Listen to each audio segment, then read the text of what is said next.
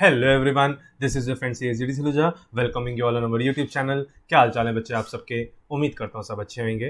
तो आज बच्चे हम लोग अपने मल्टी डिसिप्लिनरी केस स्टडी की लेक्चर सीरीज का लेक्चर नंबर 5 स्टार्ट करने जा रहे हैं।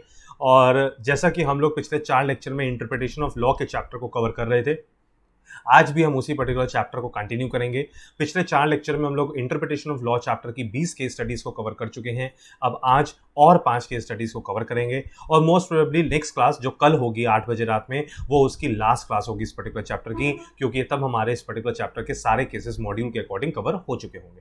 तो आइए स्टार्ट करते हैं आज के 5th लेक्चर को। तो सबसे पहले जो हमारे सामने केस दिया हुआ है, देखिए बच्चे, case number 20 of your module. आपके मॉड्यूल का केस नंबर 20 है और ये केस नंबर 20 किन दो पार्टीज के बीच में हो रहा है? तो कहते लिखा था Maharashtra state cooperative housing finance corporation limited versus Prabhakar Sitaram भड़ंगे।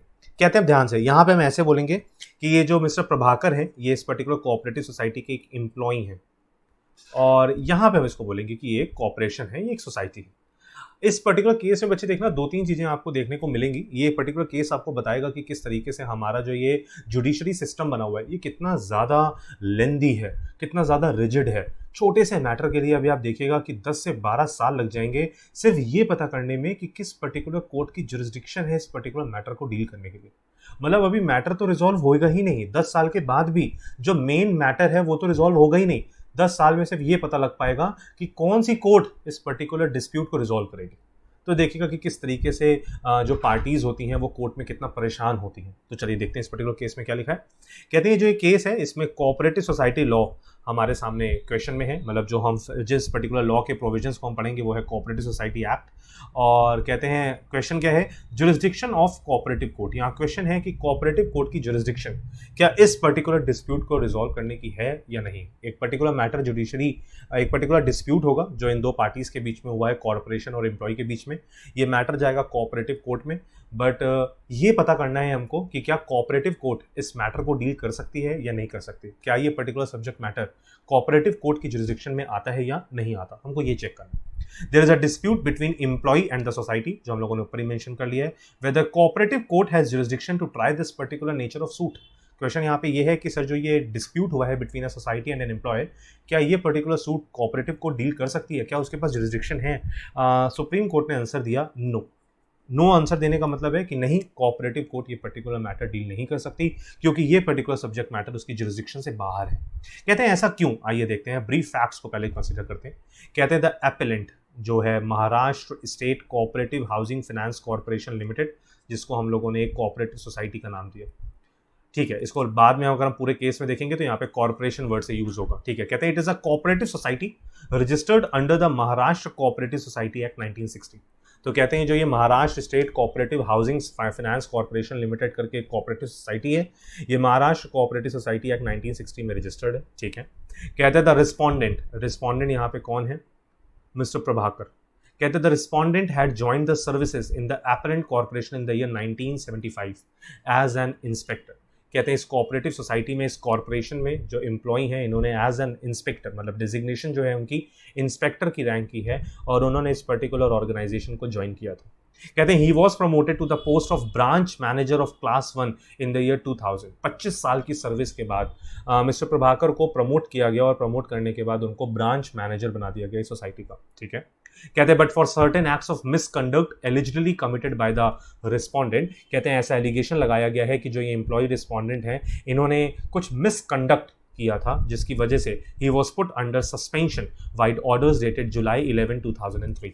और 11 जुलाई 2003 को मिसकंडक्ट करने के एलिगेशन लगने के बाद उनको वहां पे सस्पेंड कर दिया गया from the post of the branch manager, ठीक है। चलो ये बात तो क्लियर हुई। कहते हैं thereafter a charge sheet was served upon him. और क्योंकि उनके ऊपर मिसकंडक्ट का चार्ज लगा था, इस वजह से उनके ऊपर एक चार्जशीट लगाई गई।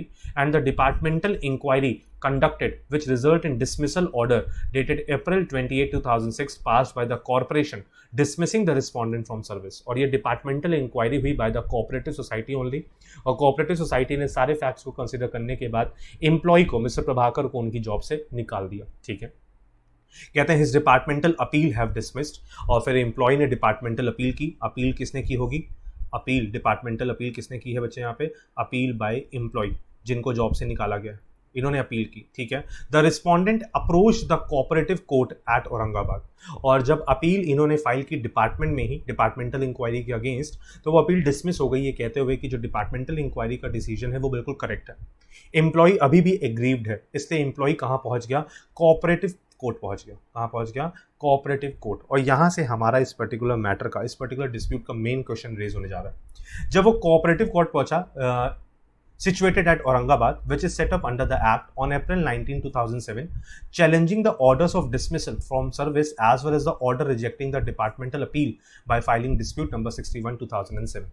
कहते हैं, और जो यहाँ पे अगर मैं हाईलाइट करूँ तो मैं ऐसे बोलूँगा कि जो एम्प्लॉय कोर्ट पहुंचा है, कोऑपरेटिव कोर्ट पहुंचा है, उसने वहाँ पे क्या अपना फैक्ट रखा, तो वो कहते हैं कि सर हम चैलेंज करने आए हैं यहाँ पे the order of dismissal from service, कि सर एक तो हमको गलत तरीके से सर्विसेज से निकाला गया है, सर्विस से निकालना नहीं चाहिए था हमको, प्लस एज वेल एज हमने अभी डिपार्टमेंटल इंक्वायरी के अगेंस्ट अपील फाइल की थी डिपार्टमेंट में ही, और मेरी वो अपील को भी डिसमिस कर दिया गया। सर ये दोनों ही फैक्ट्स गलत हैं, ये गलत तरीके से हमारे साथ गलत हो रहा है, हमारे डिसीजन हमारे अगेंस्ट लिए गए। कहते हैं on receiving the notice in the set dispute petition, और जब एम्प्लॉय ने ये पर्टिकुलर अपील लगाई कोऑपरेटिव कोर्ट में, तो इसकी नोटिस गई कोऑपरेटिव सोसाइटी के पास भी, कॉर्पोरेशन के पास भी, and the corporation filed an application. अब उन्होंने भी अपना तर्क रखना था, और उन्होंने अपने फैक्ट्स क्या रखे, उन्होंने एक एप्लीकेशन लगाई और उन्होंने बोला for rejection of the petition, और उन्होंने बोला कि सर आप ये एम्प्लॉय की पिटिशन को रिजेक्ट कर दीजिए। क्यों? of the respondent on the ground that cooperative court set up under the act did not have the jurisdiction to entertain and decide the service dispute between the employer and the employee, as in much as that the dispute in question did not touch upon the business of the society and is not covered by the provision of section 91 of the act. इसको भी highlight करते हैं पूरा। कहते हैं जो opposite party corporation है, उन्होंने कोऑपरेटिव सोसाइटी को एक एप्लीकेशन दी, और उन्होंने ये इस एप्लीकेशन में ये लिखा कि कोऑपरेटिव सोसाइटी आप तो इस पर्टिकुलर मैटर को डील ही नहीं कर सकते। क्यों नहीं कर सकते? क्योंकि आपकी जुरिस्डिक्शन में इस पर्टिकुलर मैटर को डील करना है ही नहीं। आपकी जुरिस्डिक्शन में एक एम्प्लॉयर और एम्प्लॉय के बीच के डिस्प्यूट को रिजॉल्व करने की पावर नहीं है। हाँ, अगर ये पर्टिकुलर सब्जेक्ट मैटर, डिस्प्यूट का subject matter business of the society के रिगार्डिंग होता तो आप कर सकते थे। सेक्शन 91 अगर आप एक्ट का पढ़ें, ऐसा कोऑपरेटिव सोसाइटी कह रही है कि अगर आप सेक्शन 91 अगर आप पढ़ें तो वहां पे बोला गया है कि अगर बिजनेस मैटर होगा तो कोऑपरेटिव कोर्ट इस पर्टिकुलर मैटर को डील कर सकती है। एक एम्प्लॉय और एम्प्लॉयर के बीच का मैटर ये कोऑपरेटिव कोर्ट के जुरिस्डिक्शन का मैटर नहीं है। तो कुल मिला के अभी कोऑपरेटिव कोर्ट में सिचुएशन कुछ ऐसी है कि कोऑपरेटिव कोर्ट में जो एम्प्लॉई हैं वो यहाँ पे कह रहे हैं कि सर हमारी बात को सुना जाए। एक तो हमको गलत तरीके से जॉब से निकाल दिया गया है, हमने डिपार्टमेंटल इंक्वायरी के अगेंस्ट अपील की तो मेरी अपील भी डिसमिस हो गई। कॉर्पोरेशन कोर्ट, यहाँ पे कॉर्पोरेशन कोर्ट को क्या बोल रहा है? सर जो कॉर्पोरेशन है, जो सोसाइटी है, वो ये बोल रही है कि कोऑपरेटिव कोर्ट आप तो इस पर्टिकुलर मैटर के लिए आप इस पर्टिकुलर मैटर के लिए एलिजिबल ही नहीं है, आप इस मैटर को एंटरटेन ही नहीं कर सकते क्योंकि ये पर्टिकुलर सब्जेक्ट मैटर आपकी जुरिस्डिक्शन से बाहर है। ठीक, यहां पे अभी मैटर खत्म हुआ। अब आते हैं क्या, अब कोऑपरेटिव कोर्ट इसका जवाब दे रही है। देखो रेड कलर से मार्क किया हुआ है, the cooperative court dismissed the said application holding that it had the requisite jurisdiction to decide the dispute. इसका मतलब कोऑपरेटिव कोर्ट ने जो ये रिजेक्शन की एप्लीकेशन लगाई है इसके रिगार्डिंग उसने जवाब दिया कि नहीं, कोऑपरेटिव सोसाइटी आप गलत बोल रहे हो, हमारे पास प्रॉपर जुरिस्डिक्शन है इस पर्टिकुलर मैटर को डील करने की। इसका मतलब कुल मिला के कोऑपरेटिव कोर्ट कोऑपरेटिव सोसाइटी को ये कहना चाहती है कि भले ही एम्प्लॉय और एम्प्लॉयर के बीच का ही डिस्प्यूट का ना हो, हम इस पर्टिकुलर मैटर को डील करने के लिए एलिजिबल हैं, जुरिस्डिक्शन है हमारे पास। ये कोऑपरेटिव कोर्ट का कहना है। ठीक है, कहते हैं नाउ ध्यान से, order of the cooperative court was challenged by the appellant before the cooperative appellant court in the form of an appeal। Cooperative society कहती है नहीं, कोऑपरेटिव कोर्ट गलत कर रही है, उसकी जुरिस्डिक्शन नहीं है, इस वजह से इस पर्टिकुलर मैटर पे अपील फाइल करी तुरंत कोऑपरेटिव सोसाइटी ने। किसके पास? कोऑपरेटिव कोर्ट के अपीलेंट कोर्ट में। कोऑपरेटिव कोर्ट की अपीलेंट कोर्ट में गए और वहां पे अपीलेंट कोर्ट में गए और वहां पे कोऑपरेटिव कोर्ट यहां पे क्या कह रही है कि सर आपकी जो इंफीरियर कोर्ट कोऑपरेटिव कोर्ट है वो इस पर्टिकुलर मैटर को डील करने को रेडी है, बल्कि ये पर्टिकुलर मैटर तो उनकी जुरिस्डिक्शन में है ही नहीं। कहते हैं this appeal was dismissed confirming the orders of the cooperative court. कहते हैं इस अपील को भी डिसमिस कर दिया गया। अपीलेट कोर्ट कहती है नहीं, कोऑपरेटिव कोर्ट बिल्कुल ठीक कर रही है, उसके पास जुरिस्डिक्शन है। कोऑपरेटिव सोसाइटी कह रही है भाई ये तो गलत हो रहा है। Further challenge was laid by the appellant by filing a writ petition before the high court of judicial at Bombay Aurangabad bench. और उसके बाद अब कोऑपरेटिव सोसाइटी इसी पर्टिकुलर मैटर को लेकर पहुंच गई है बॉम्बे हाई कोर्ट में औरंगाबाद की बेंच में। और वो यहां पे सिर्फ एक क्वेश्चन रेस कर रही है। अभी इंप्लॉय इंप्लॉयर के बीच का कोई डिस्कशन नहीं हो रहा, सिर्फ वो एक ही क्वेश्चन रेस कर रही है कि कोऑपरेटिव कोर्ट हमारा मैटर डील करना चाहती है। सर ये गलत है, कोऑपरेटिव कोर्ट के पास जुरिसडिक्शन नहीं है, बट वो मानने को तैयार नहीं है। हमने अपीलेंट कोर्ट पे अपील करी, वो भी मानने को तैयार नहीं है। इस वजह से हाईकोर्ट हम आपके पास रिट पिटीशन लेकर आए हैं। This writ petition has also been dismissed by judgment dated 21st of January 2014। देखो बेचारा 2007 से लड़ रहा है, 2007 से लड़ते लड़ते 2014 आ गई है, अभी तक सिर्फ यही नहीं डिसाइड हो पाया है कि कौन सी कोर्ट मैटर डील करे और कौन सी कोर्ट मैटर डील ना करे। हाई कोर्ट ने भी बोला नहीं, कोऑपरेटिव कोर्ट जो है वो इस पर्टिकुलर मैटर को डील कर सकती है, उसके पास जुरिसडिक्शन है। बेचारा वो कोऑपरेटिव सोसाइटी फिर से अपील लेकर आ गया, present appeal assails the said judgment of the high court. और अब वो सुप्रीम कोर्ट आ गए हैं कोऑपरेटिव सोसाइटी ये कहते हुए कि सर देखिए लोअर कोर्ट सब गलती करते आ रहे हैं, कोऑपरेटिव कोर्ट गड़बड़ ने कर दिया, कोऑपरेटिव कोर्ट की अपीलेंट कोर्ट भी गलत तरीके से जुरिसडिक्शन एनालाइज कर रही है, यहां तक कि हाई कोर्ट की औरंगाबाद बेंच ने भी गलत कर दिया। सुप्रीम कोर्ट आप बताइए कि क्या कोऑपरेटिव कोर्ट के पास इस पर्टिकुलर मैटर को डील करने की पावर है या नहीं है। सुप्रीम कोर्ट ने अपील को क्या कर दिया है, अलाउड। और सुप्रीम कोर्ट कहती है नहीं, कोऑपरेटिव कोर्ट के पास इस पर्टिकुलर मैटर को डील करने की पावर नहीं है। ये जो एम्प्लॉय एम्प्लॉयर का डिस्प्यूट है ये कोऑपरेटिव कोर्ट की जुरिसडिक्शन का नहीं है, कोऑपरेटिव कोर्ट इस मैटर को डील नहीं करेगी। अब आप देखिए ना, मतलब 2017 में ये डिसीजन आ रहा है सुप्रीम कोर्ट का, और 2007 से लेकर 2017 तक सिर्फ यही डिसाइड हो रहा है कि कौन सी कोर्ट इस पर्टिकुलर मैटर को डील करेगी। उस एम्प्लॉय के बारे में सोचिए। तभी यहां पे आप देखो, अब हमारा जुडिशियल सिस्टम कैसा है। पहले डिपार्टमेंटल इंक्वायरी हुई, सबसे पहले क्या हुई, डिपार्टमेंटल इंक्वायरी, ठीक। फिर डिपार्टमेंटल इंक्वायरी के अगेंस्ट अपील हुई, appeal against the decision of departmental inquiry, ठीक। फिर थर्ड नंबर पे कोऑपरेटिव कोर्ट आई। फिर कोऑपरेटिव कोर्ट आने के बाद कोऑपरेटिव कोर्ट की अपीलेट कोऑपरेटिव कोर्ट आई। फिर उसके बाद हाई कोर्ट आई। फिर उसके बाद अब आ रही है कहीं सुप्रीम कोर्ट। तो देखिए कितना लंबा रास्ता तय करना पड़ा सिर्फ ये जानने के लिए कि किस पर्टिकुलर ऑर्गेनाइजेशन, किस पर्टिकुलर कोर्ट के पास इस पर्टिकुलर मैटर को डील करने की पावर। आइए देखते हैं सुप्रीम कोर्ट ने ऐसा डिसीजन क्यों लिया, उन्होंने अपील को क्यों अलाउ किया, बल्कि cooperative court, appellate cooperative court, high court सब तो मना कर रही थी। तो फिर ऐसा सुप्रीम कोर्ट ने क्या देखा कि उन्होंने बोला कि नहीं, कोऑपरेटिव कोर्ट इस मैटर को डील नहीं कर सकती। कहते हैं ये देखते क्या लिखा है, कहते हैं अभी सेक्शन 91 भी पढ़ना, ऊपर लिखा हुआ था ना, सेक्शन 91 का रेफरेंस दूंगा मैं, ध्यान से देखिएगा क्या लिखा।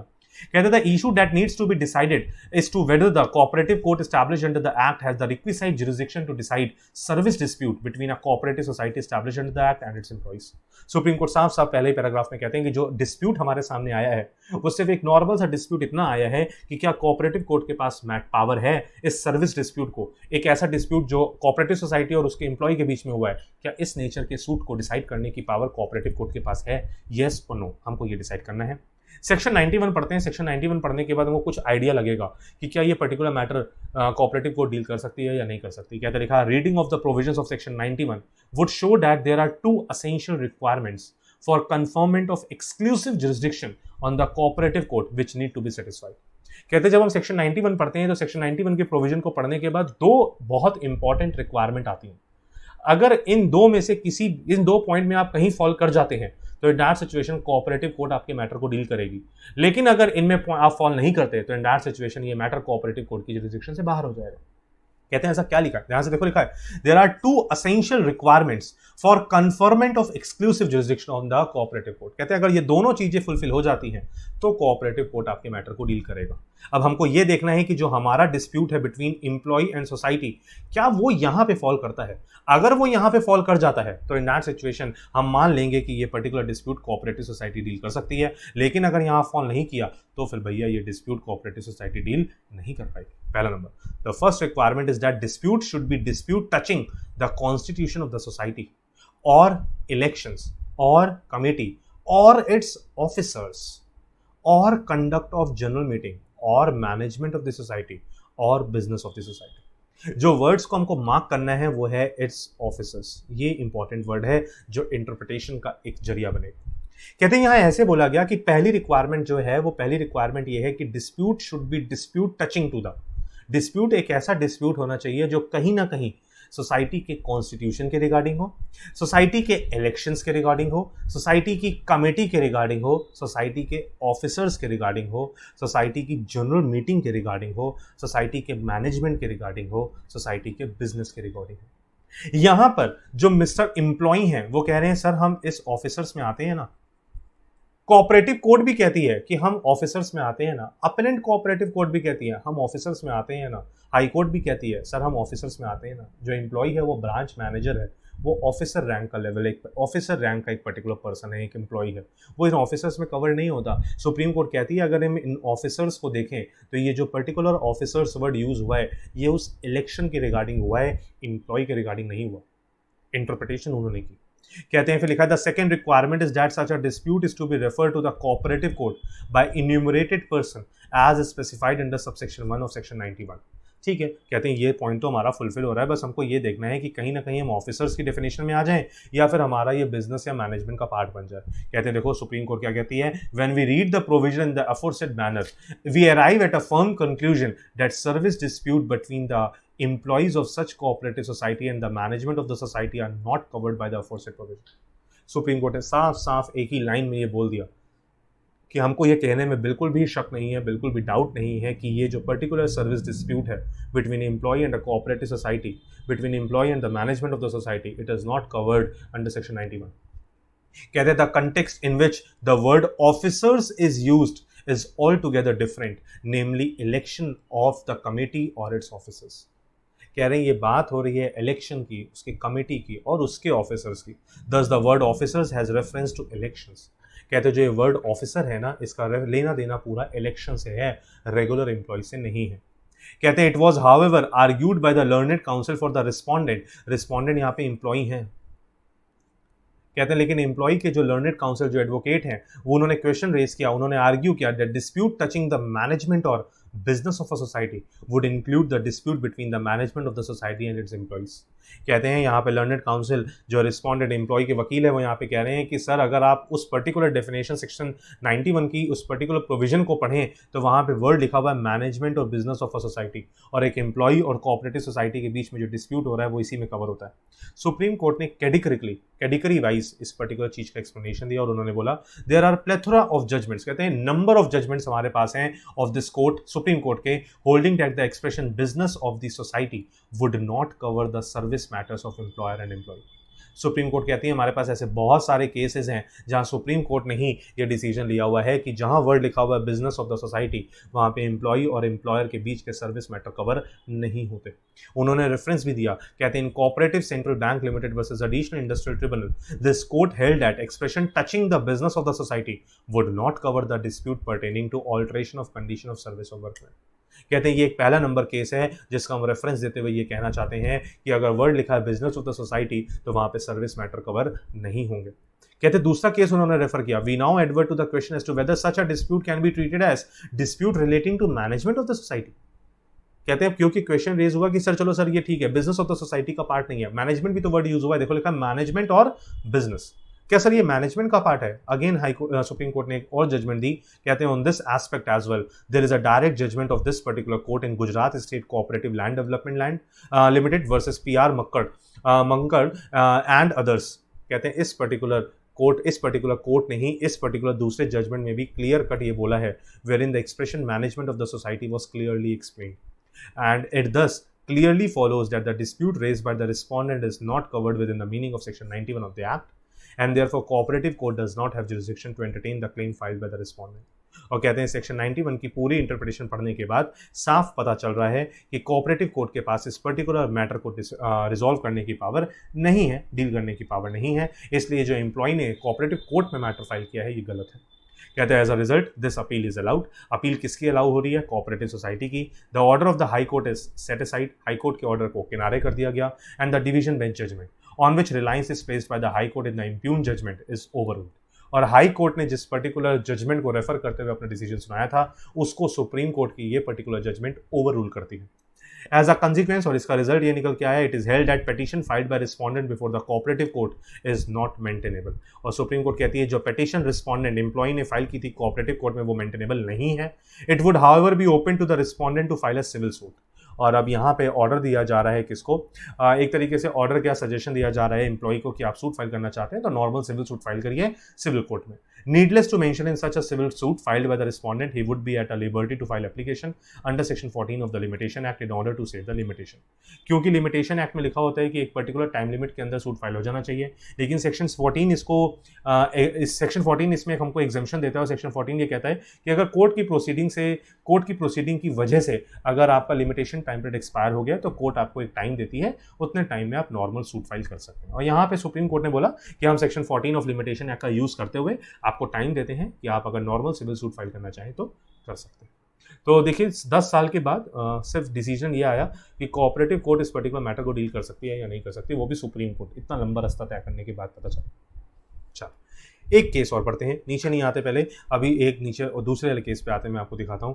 केस नंबर खोलना बच्चे, केस नंबर 31. कहते हैं केस नंबर 31. कहते हैं ये केस किसके बीच में है. कहते हैं दो पार्टीज यहाँ पे लिखी हुई हैं, एक लिखे हैं मिस्टर शिव सिंह और एक है state of Himachal Pradesh and others. कहते हैं हिमाचल प्रदेश गवर्नमेंट का कि ये पर्टिकुलर केस है और दो पार्टीज हैं, एपेलेंट है शिव सिंह और एक state of Himachal Pradesh and others. और ये मैटर चल रहा है अगेन सुप्रीम कोर्ट में. सुप्रीम कोर्ट के पास मैटर है. कहते हैं किन पॉइंट्स के रिगार्डिंग ये मैटर राइज हुआ, डिस्प्यूट क्या है, कौन सा एक्ट कौन सा लॉ यहाँ पे हिट हो रहा है. कहते हैं नाम है right to fair compensation and transparency in land acquisition rehabilitation and resettlement act 2013.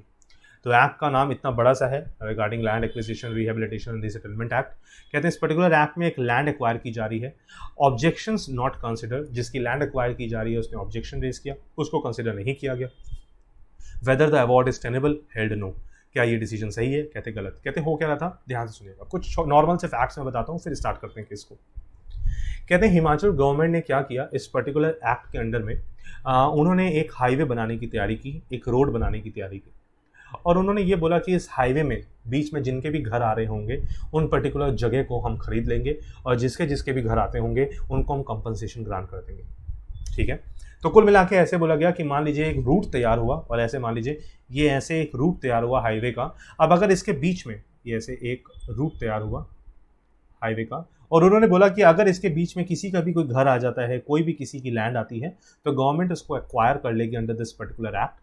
और क्योंकि ये पर्टिकुलर एक्ट बनाया गया है इसी वजह से कि डेवलपमेंट हो सके, सोसाइटी में डेवलपमेंट हो, हाईवे वगैरह बनाए जाएंगे तो बहुत अच्छा ट्रांसपोर्टेशन इंप्रूव हो जाएगा, इस वजह से हम ये हाईवे बनाएंगे. और पब्लिक इंटरेस्ट में बीच में अगर किसी की लैंड आ रही होगी तो हम गवर्नमेंट उसको कंपनसेशन प्रोवाइड करेंगे. ठीक, ये पर्टिकुलर लॉ है, ये पर्टिकुलर पर्पस है. अब आइए देखते हैं क्या लिखा. कहते हैं लेकिन गड़बड़ होगी बीच में, कहीं पे भी गड़बड़ क्या हुई, आइए देखते हैं डिस्प्यूट हुआ क्या. कहते हैं लिखा the dispute in this case relates to acquisition of the land belonging to the appellant. Appellant यहाँ पे ऊपर देखिए कौन लिखे हुए हैं, मिस्टर शिव सिंह. कहते हैं यहाँ पे डिस्प्यूट ये हुआ कि जो मिस्टर शिव सिंह थे ना, मिस्टर शिव, इनकी लैंड को एक्वायर कर रही थी गवर्नमेंट. इनकी लैंड को क्या कर रही थी, एक्वायर कर रही थी गवर्नमेंट. और लिखा था dispute in the case relates to acquisition of the land belonging to the appellant which is sought to be acquired under the provisions of right to fair compensation and transparency in land acquisition rehabilitation and resettlement act 2013. अच्छा, अगर आप act को पढ़े ना तो act के नाम से ही पता लगता है राइट टू फेयर कंपनसेशन, कि अगर आप किसी पर्टिकुलर पर्सन की लैंड को एक्वायर करते भी हो तो उसको एक फेयर अमाउंट ऑफ कंपनसेशन मिलना चाहिए. And there should be transparency, और जो भी एक्विजिशन होगा वो बिल्कुल ट्रांसपेरेंट मैनर में हो. अगर आप किसी की लैंड एक्वायर कर रहे हो और उसको कोई ऑब्जेक्शन है तो उसके ऑब्जेक्शन को सरकार सुनेगी. ठीक, कहते हैं. और अब इस पूरे एक्ट को पूरा बार बार नहीं पढ़ेंगे, हम ये बोलेंगे सिर्फ एक्ट. इस पर्टिकुलर केस में जहां भी लिखा होगा एक्ट, मतलब वो ये दिस पर्टिकुलर एक्ट 2013 का ही होगा. कहते हैं आइए देखते हैं क्या लिखा है. कहते हैं by notification dated 8th of December 2015 issued under section 11 of the act. Act कौन सा, ये 2013 वाला. कहते हैं नोटिफिकेशन इशू हुई 8 दिसंबर 2015 को under section 11 of this particular act. The state of Himachal Pradesh sought to acquire the appellants land along with the land of other landowners. और उस नोटिफिकेशन के थ्रू स्टेट ऑफ हिमाचल प्रदेश ने एक नोटिफिकेशन इशू की दिसंबर मंथ में ऑफ 2015, और उनके पास पावर थी अंडर सेक्शन 11, और उन्होंने अपनी पावर का यूज करते हुए मिस्टर शिव सिंह की जो एपेलेंट है उनकी लैंड एक्वायर करी, और भी बहुत सारी लैंड बीच में आ रही थी, उनके ओनर से भी उनकी लैंड ली गई, ऑल्दो कंपनसेशन दिया जाएगा, ठीक है। The acquisition was for the public purpose, कहते हैं एक्विजिशन किसी प्राइवेट पर्सन के लिए नहीं हो रहा था, पब्लिक पर्पस के लिए हो रहा था, क्योंकि यहाँ पे हाईवे बनना था। क्यों? Namely construction of road from bus stand Rohil to upper Rohil via Kupe. ये एरिया के नाम दिए हुए हैं कि इस एरिया से लेकर इस एरिया तक ये पर्टिकुलर रोड कंस्ट्रक्ट होनी थी, ठीक है। कहते हैं इस रोड कंस्ट्रक्शन के लिए बीच में अगर किसी का घर आ रहा था तो उसको कंपनसेशन देके उसकी लैंड एक्वायर की जा रही थी। कहते the appellants that is writ petitioner had filed their objection to the proposed acquisition on 5th of January 2016। 8 दिसंबर 2015 को नोटिफिकेशन आई और अभी एक महीना भी नहीं हुआ और मिस्टर शिव सिंह ने एक रिट पिटीशन फाइल की है, अपने ऑब्जेक्शंस रेज किए हैं on 5th of January 2016 well with in the time prescribed under section 15 of the act. और सेक्शन 15 में राइट मिला था हर एक पर्टिकुलर पर्सन को जिसकी लैंड एक्वायर हो रही थी कि अगर उनको कोई भी ऑब्जेक्शन है इस पर्टिकुलर एक्विजिशन से तो वो अपना ऑब्जेक्शन रेज कर सकते हैं, ठीक है। कहते without considering the objections the collector passed the award. Who is this collector? कहते हैं जो सेक्शन 15 था, इस सेक्शन 15 में लिखा था कि अगर आपको कोई भी ऑब्जेक्शन होती है गवर्नमेंट के उस एक्विजिशन के डिसीजन से तो आप एप्लीकेशन जो फाइल करेंगे, जो पिटीशन फाइल करेंगे, वो अपने एरिया के कलेक्टर के पास करेंगे। जनरली एरिया का कलेक्टर डिस्ट्रिक्ट मजिस्ट्रेट भी होता है, ठीक है। कहते हैं objections the collector pass the award, और ऑब्जेक्शन उन्होंने रेज तो किए बट कलेक्टर ने बिना उन ऑब्जेक्शंस को कंसीडर किए ही अपना डिसीजन सुना दिया and the high court had confirm the same. और हाई कोर्ट ने भी यही माना कि नहीं, कलेक्टर ने बिल्कुल ठीक किया था, ठीक है। Hence the present appeal file to the supreme court. इसीलिए जो मिस्टर ये शिव सिंह है ये इस मैटर को लेकर कहाँ आ गए? Supreme court. मतलब हम ऐसे नहीं कहेंगे कि Shiv Singh direct supreme court आ गए, पहले मिस्टर शिव कलेक्टर के पास गए under section 15 of the act. फिर कलेक्टर से वो सेटिस्फाइड नहीं हुए क्योंकि कलेक्टर ने तो इनको ऑब्जेक्शंस को डील नहीं किया, वो हाई कोर्ट पहुंचा। हाई कोर्ट ने भी उस पर्टिकुलर कलेक्टर के ऑर्डर को ही ठीक माना, इस वजह से यहाँ शिव अब कहाँ आ गए हैं? सुप्रीम कोर्ट आ गए। कहते हैं जरा पहले पढ़ तो लें कि सेक्शन 15 कहता क्या है। और सेक्शन 15 में जब यहाँ पे सुप्रीम कोर्ट के सामने मैटर आया तो सुप्रीम कोर्ट ने अपील क्या कर दी? अलाउ। इसका मतलब मिस्टर शिव सिंह बिल्कुल ठीक थे। देखो सुप्रीम कोर्ट बहुत कम होता है, रेयरली होता है सुप्रीम कोर्ट से गलती हुई। सुप्रीम कोर्ट एक एक चीज को, एक एक फैक्ट को बिल्कुल प्रॉपर तरीके से एनालाइज करते हैं। आइए देखते हैं क्या लिखा है। कहते हैं सेक्शन 11 जहां नोटिफिकेशन दी गई थी वहां लिखा था publication of preliminary notification and power of the officers. वहां सेक्शन 11 में गवर्नमेंट को अलाउ किया गया था कि आप एक नोटिस को पब्लिश करिए और उसमें पूरी चीज बताइए कि किस लिए लैंड एक्वायर हो रहा है, कौन कौन ऑफिसर्स हैं, कंसर्न ऑफिसर्स हैं, सारा कुछ उसमें लिखा जाएगा। सेक्शन 15 हमारे लिए इंपॉर्टेंट है which is hearing of the objection. और सेक्शन 15 में पावर दी गई थी किसी पर्टिकुलर पर्सन को जिसकी लैंड एक्वायर हो रही है कि वो अपने ऑब्जेक्शन रेज कर सकता है अगर वो एक्विजिशन से सेटिस्फाइड नहीं है तो। तभी लिखा, देखिए पढ़िए सब सेक्शन 1 क्या कहता है। Any person interested in any land which has been notified under section 11। अब बताइए एनी पर्सन यहाँ पे कौन होंगे हमारे केस में? हमारे केस में मिस्टर शिव, ये है एनी पर्सन, इनकी लैंड है और तभी ये इंटरेस्टेड है क्योंकि इनकी लैंड नोटिफिकेशन का पार्ट बन गई है एज बीइंग रिक्वायर्ड और likely to be required for a public purpose, और इनकी लैंड को एक्वायर किया जा रहा है फॉर अ पब्लिक पर्पस। इस पर्टिकुलर पर्सन के पास राइट है that he may within 60 days from the date of the publication of the preliminary notification. Preliminary notification publish हुई थी 8 दिसंबर 2015 को, ठीक है, बिल्कुल ठीक बात है। और ये mister Shiv Singh 5th of January 2016, मतलब अभी मुश्किल से अगर रेयरली आप देखें तो 8 तारीख को भी काउंट करें तो 24 और 5 अराउंड 29 दिन ही हुए हैं और 29th डे पे ही इन्होंने नोटिफिकेशन के अगेंस्ट ऑब्जेक्शन रेज कर दिया है। यहाँ 60 दिन का टाइम मिला था और इन्होंने within due time limit अपने ऑब्जेक्शन को रेज किया। सेक्शन 15 का सबसेक्शन 1 कहता था any person interested may within 60 days from the date of publication of the preliminary notification object to. अगर वो ऑब्जेक्शन रेज करना चाहें तो ऑब्जेक्शन रेज कर सकते हैं। ऑब्जेक्ट टू का मतलब यहाँ पे क्या है? Objection. Object to the area and the suitability of land propose to be acquired. अगर उनको ऑब्जेक्शन है कि ये एरिया क्यों एक्वायर किया जा रहा है, ये लैंड क्यों जरूरी है एक्वायर करनी, तो ऑब्जेक्शन रेज कर सकते हैं।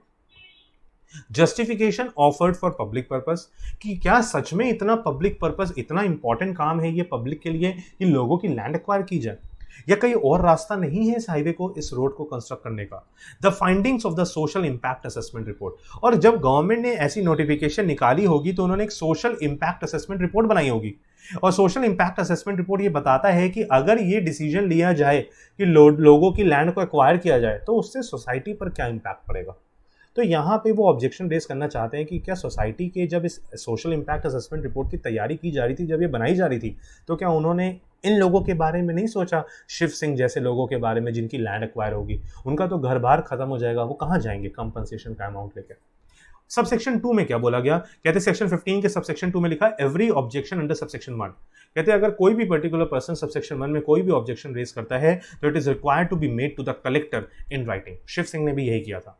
And the collector shall give the objector, objector यहां पे हमारे केस में शिव सिंह होने चाहिए थे, और कलेक्टर की ये ड्यूटी बनती है कि वो ऑब्जेक्टर को एक अपॉर्चुनिटी दें of being heard in person, उनको पर्सनली बुलाएं, उनकी बात को सुने, और by any person authorize by him, या वो अगर खुद नहीं आना चाहते तो किसी ऑथराइज पर्सन को भेजें अपने बिहाफ पे, और बाय एन एडवोकेट, या फिर अपने बिहाफ पे किसी एडवोकेट को भेजें। And shall after hearing all such objections and after making such further inquiry if any, और कलेक्टर की ड्यूटी बनती है कि ये सारे ऑब्जेक्शंस को सुनने के बाद और प्रॉपर इंक्वायरी कंडक्ट करने के बाद as he thinks necessary either make a report in respect of the land which has been notified under section 11, या तो वो क्या करें, वर्ड लिखा हुआ आइदर, या तो वो क्या करें, कहते हैं या तो वो एक रिपोर्ट तैयार करें, और रिपोर्ट तैयार करके नोटिफिकेशन, जो सेक्शन 11 की नोटिफिकेशन सरकार की आई है उसके रिगार्डिंग एक रिपोर्ट तैयार करें, और make different reports in respect of different parcels of such land to the appropriate government, और इसके बारे में पूरी रिपोर्टिंग एप्रोप्रिएट गवर्नमेंट तक पहुंचाए।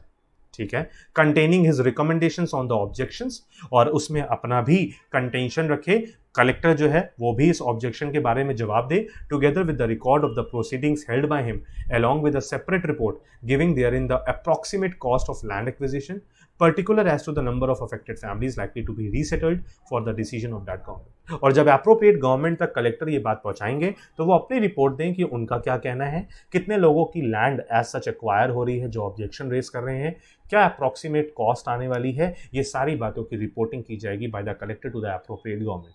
हमारे केस में ऐसा कुछ नहीं हुआ था, कलेक्टर तक बात तो पहुंचाई गई लेकिन कलेक्टर ने अपनी ड्यूटी को परफॉर्म नहीं किया। और देखिए हाई कोर्ट ने भी इस बात को नहीं समझा लेकिन सुप्रीम कोर्ट ने इस बात को समझा। तभी देखिए लिखा है under the scheme of the act once the objections are filed by the affected land owners the same are required to be decided by the collector under section 15 subsection 2 of the act. हम पढ़कर आए, बिल्कुल पढ़कर आए हैं, साफ साफ वहां लिखा था कि अगर कोई भी ऑब्जेक्शन रेज करता है तो उस ऑब्जेक्शन के रिगार्डिंग कलेक्टर की ड्यूटी बनती है कि वो सारे डिसीजन ले under section 15 subsection 2 after affording an opportunity of being heard to the land owner. ऊपर भी पढ़ा था, यहां पे भी लिखा है, सुप्रीम कोर्ट भी यही कहती है, who submitted their objections and after making further inquiry, और उनकी ऑब्जेक्शंस को रिसीव करने के बाद कलेक्टर इंक्वायरी करेगा, कलेक्टर इंक्वायरी करने के बाद ही is required to submit his report to the appropriate government for appropriate action in the acquisition in the question.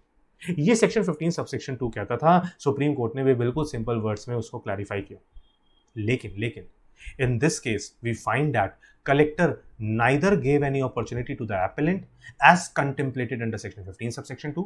कहते लेकिन इस केस में सुप्रीम कोर्ट साफ साफ कह रही है कि कलेक्टर ने ऐसा कुछ नहीं किया, ना ही उन्होंने एपेलेंट मिस्टर शिव सिंह को ऑब्जेक्शन रेज करने की कोई अपॉर्चुनिटी दी, and nor submitted any report as provided under section 15 subsection 2 of the act to the government so as to enable the government to take appropriate decision. और ना ही collector ने अपनी रिपोर्ट फाइल की एप्रोप्रिएट गवर्नमेंट पे, जैसे कि appropriate government ही decision ले लेती, बट ये मैटर तो एप्रोप्रिएट गवर्नमेंट तक पहुंचा ही नहीं। इन other words we find that there is a non-compliance of section 15 subsection 2। इसीलिए सुप्रीम कोर्ट कहती है साफ साफ पता लग रहा है कि सेक्शन 15 सबसेक्शन 2 का वायलेशन हुआ है by the collector, and in our view it is mandatory on the part of collector to comply with the procedure prescribed under section 15 subsection 2 of the act so as to make the acquisition proceeding legal and in conformity with the provision of the act. और यहाँ supreme court साफ साफ कह रही है कि ये जरूरी था, ये साफ लिखा समझ में आ रहा है कि जो कलेक्टर था उन्होंने सेक्शन 15 सबसेक्शन 2 में लिखे मैंडेटरी प्रोसीजर का फॉलोअप नहीं किया, और अगर फॉलोअप करते तो एक्विजिशन लीगल तरीके से ट्रांसपेरेंट मैनर में होता, लेकिन ऐसा बिल्कुल भी नहीं हुआ। बिल्कुल ठीक बात है। कहते हैं the अफोर mentioned aspect of the case does not appear to have taken note of by the high court। कहते हैं हाई कोर्ट ने भी इस पर्टिकुलर प्रोविजन को ध्यान से नहीं पढ़ा, नहीं समझा, इसीलिए resulting in dismissal of the appellant's writ petition requiring interference by this court।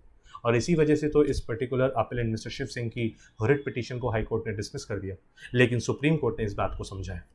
It is for this reason and without going into any other issue arising in the case, we are inclined to allow the appeal, set aside the impugned judgment and allow the appellant's writ petition in the part। और कहते हैं बिना किसी और matter को यहां consider किए हुए सुप्रीम कोर्ट अपना फाइनल डिसीजन लेती है कि हम हाई कोर्ट की जजमेंट को रिवर्स करते हैं और एपेलेंट की रिट पिटीशन को एक्सेप्ट करते हैं। We hereby direct the respondent number 2 here in, respondent number 2 यहां पे कौन है, that is collector of that particular area, to decide the objections filed by the appellant on 5th January 2016 keeping in view the requirement of section 15 subsection 2 of the act and pass appropriate order. और यहाँ पे order दिया गया collector को कि collector आपने section 15 subsection 2 को सही तरीके से फॉलो अप नहीं किया, अब मिस्टर शिव सिंह की एप्लीकेशन को उस प्रोसीजर के थ्रू फॉलो अप करिए और मिस्टर शिव सिंह का जो राइट है वो उनको प्रोवाइड किया जाए। तो this was the simple case, एक इजी सा केस था लेकिन एक इंपॉर्टेंट केस था। अच्छा, मैंने लास्ट में आपकी सहूलियत के लिए इस पर्टिकुलर जो ये एक्ट था land acquisition rehabilitation and settlement act 2013, इसका ऑब्जेक्ट लिखा है कि ये पर्टिकुलर लॉ क्यों बनाया गया था। आप ऑब्जेक्ट को पढ़ेंगे तो आपको साफ पता लगेगा कि जो मिस्टर शिव सिंह थे ना, उनका कंटेंशन बिल्कुल ठीक था, वो बिल्कुल भी कहीं भी गलत नहीं थे। कहते ऐसा क्या लिखा, देखो क्या लिखा है, कहते This act is prepared to ensure, in consultation with institutions of local self-government and Gram Sabhas established under the Constitution, a humane, participative, informed and transparent process for land acquisition for industrialization, development of essential infrastructure facilities and urbanization with the least disturbance to the owners of the land. कहते हैं जो ये particular act बनाया गया है, ये particular act सबको ध्यान में रखते हुए एक ह्यूमैनिटेरियन ग्राउंड पे एक पार्टिसिपेटिव नेचर का लॉ बनाया गया है, जिसमें ट्रांसपेरेंट प्रोसेस होगी एक पर्टिकुलर लैंड को एक्वायर करने की, कोई किसी के साथ जोर जबरदस्ती नहीं होगी। साफ साफ अगर लैंड एक्वायर हो रही है तो साफ साफ उसका रीजन दिया जाएगा कि ये लैंड इंडस्ट्रियलाइजेशन पर्पस के लिए हो रही है, डेवलपमेंट पर्पस के लिए हो रही है या अर्बनाइजेशन पर्पस के लिए हो रही है, and other affected families and provide just and fair compensation to the affected families। और अगर इस एक्विजिशन की वजह से किसी को कोई भी नुकसान होगा तो जितनी भी अफेक्टेड पार्टीज होंगी, जितनी भी अफेक्टेड फैमिलीज होंगी, उनको कंपनसेशन प्रोवाइड किया जाएगा अगर उनकी लैंड एक्वायर हो रही है, whose land had been acquired or proposed to be acquired or are affected by any such acquisition and make adequate provision for such affected person for their rehabilitation and resettlement। कुछ लोग ये कहते हैं sir हमको compensation नहीं चाहिए, आप हमारी जमीन लीजिए, बदले में हमको जमीन दे दीजिए, तो उनकी बात को सुना जाएगा। अगर वो ऑब्जेक्शन रेस करेंगे तो उनको ऑब्जेक्शन उनके कंसिडर किए जाएंगे, उनको कहीं ना कहीं वापस से सेटल किया जाएगा। ठीक है, तो इस पर्टिकुलर पर्पस के लिए लॉ बनाया गया था, बट हम लोगों ने केस में पढ़ा कि इस पर्टिकुलर लॉ को सही तरीके से फॉलो अप नहीं किया गया। चलिए नेक्स्ट केस आता है, case number 3 which is case number 32। Case number 32 है किसके बीच में बच्चे, state of Maharashtra versus Syed Hasan Syed Subhan. और यहाँ पे हम बात करेंगे कि अपेलेंट है यहाँ पे गवर्नमेंट, महाराष्ट्र गवर्नमेंट, और यहाँ पे रिस्पोंडेंट है मिस्टर सैयद। कहते हैं क्या इस पर्टिकुलर मैटर में हुआ, कहते हैं ध्यान से देखिए क्या लिखा है। सुप्रीम कोर्ट के सामने मैटर है, जो प्रोविजन हिट हो रहे हैं वो है food and safety standard act 2006 के। कहते हैं food and safety standard act 2006 frame किया गया, read with IPC 1860, Indian penal code को भी बीच में लाया गया। कहते हैं ऑफेंसेस अंडर फूड एक्ट, कहते हैं जो ऑफेंसेस थे वो फूड एक्ट में कवर हो रहे थे, मतलब पार्टी ने जो ऑफेंस कमिट किया था वो food and safety standard act 2006 में था, लेकिन गवर्नमेंट ने जो उनके ऊपर चार्जेस लगाए वो food and safety standard act के तो लगाए, साथ में साथ उनको आईपीसी में भी कवर किया गया। Whether prosecution under IPC could be initiated, party कह रही है कि sir food and safety standard act में हमको आपने ऑफेंस कमिट करते हुए चार्ज लगाया तो उसी में रखो ना, आईपीसी के चार्जेस में क्यों फंसा रहे हो, आईपीसी तो एक क्रिमिनल लॉ है उसमें नहीं फंसाओ, और अगर आप हमको food and safety standard act में फंसा रहे हो तो उसी में चलो ना, फिर आप दूसरे एक्ट को बीच में क्यों ला रहे हो। तो क्वेश्चन यहाँ पे ये राइज हुआ कि क्या दो एक्ट में एक साथ दो एक्ट की धाराएं एक पर्टिकुलर पर्सन पे लगाई जा सकती है, क्या एक ही पर्टिकुलर पर्सन के ऊपर दो क्रिमिनल चार्ज लगाए जा सकते हैं दो अलग अलग लॉ के, इज दिस अलाउड। ध्यान से देखिएगा क्या लिखा, बहुत ध्यान से पढ़ना बच्चे, बहुत इंपॉर्टेंट केस होगा आपके लिए प्रैक्टिकल लाइफ के लिए भी। ये लिखा first information report that is FIR were registered for transportation and sale of gutkha that is paan masala tobacco for जुबान केसरी है ना।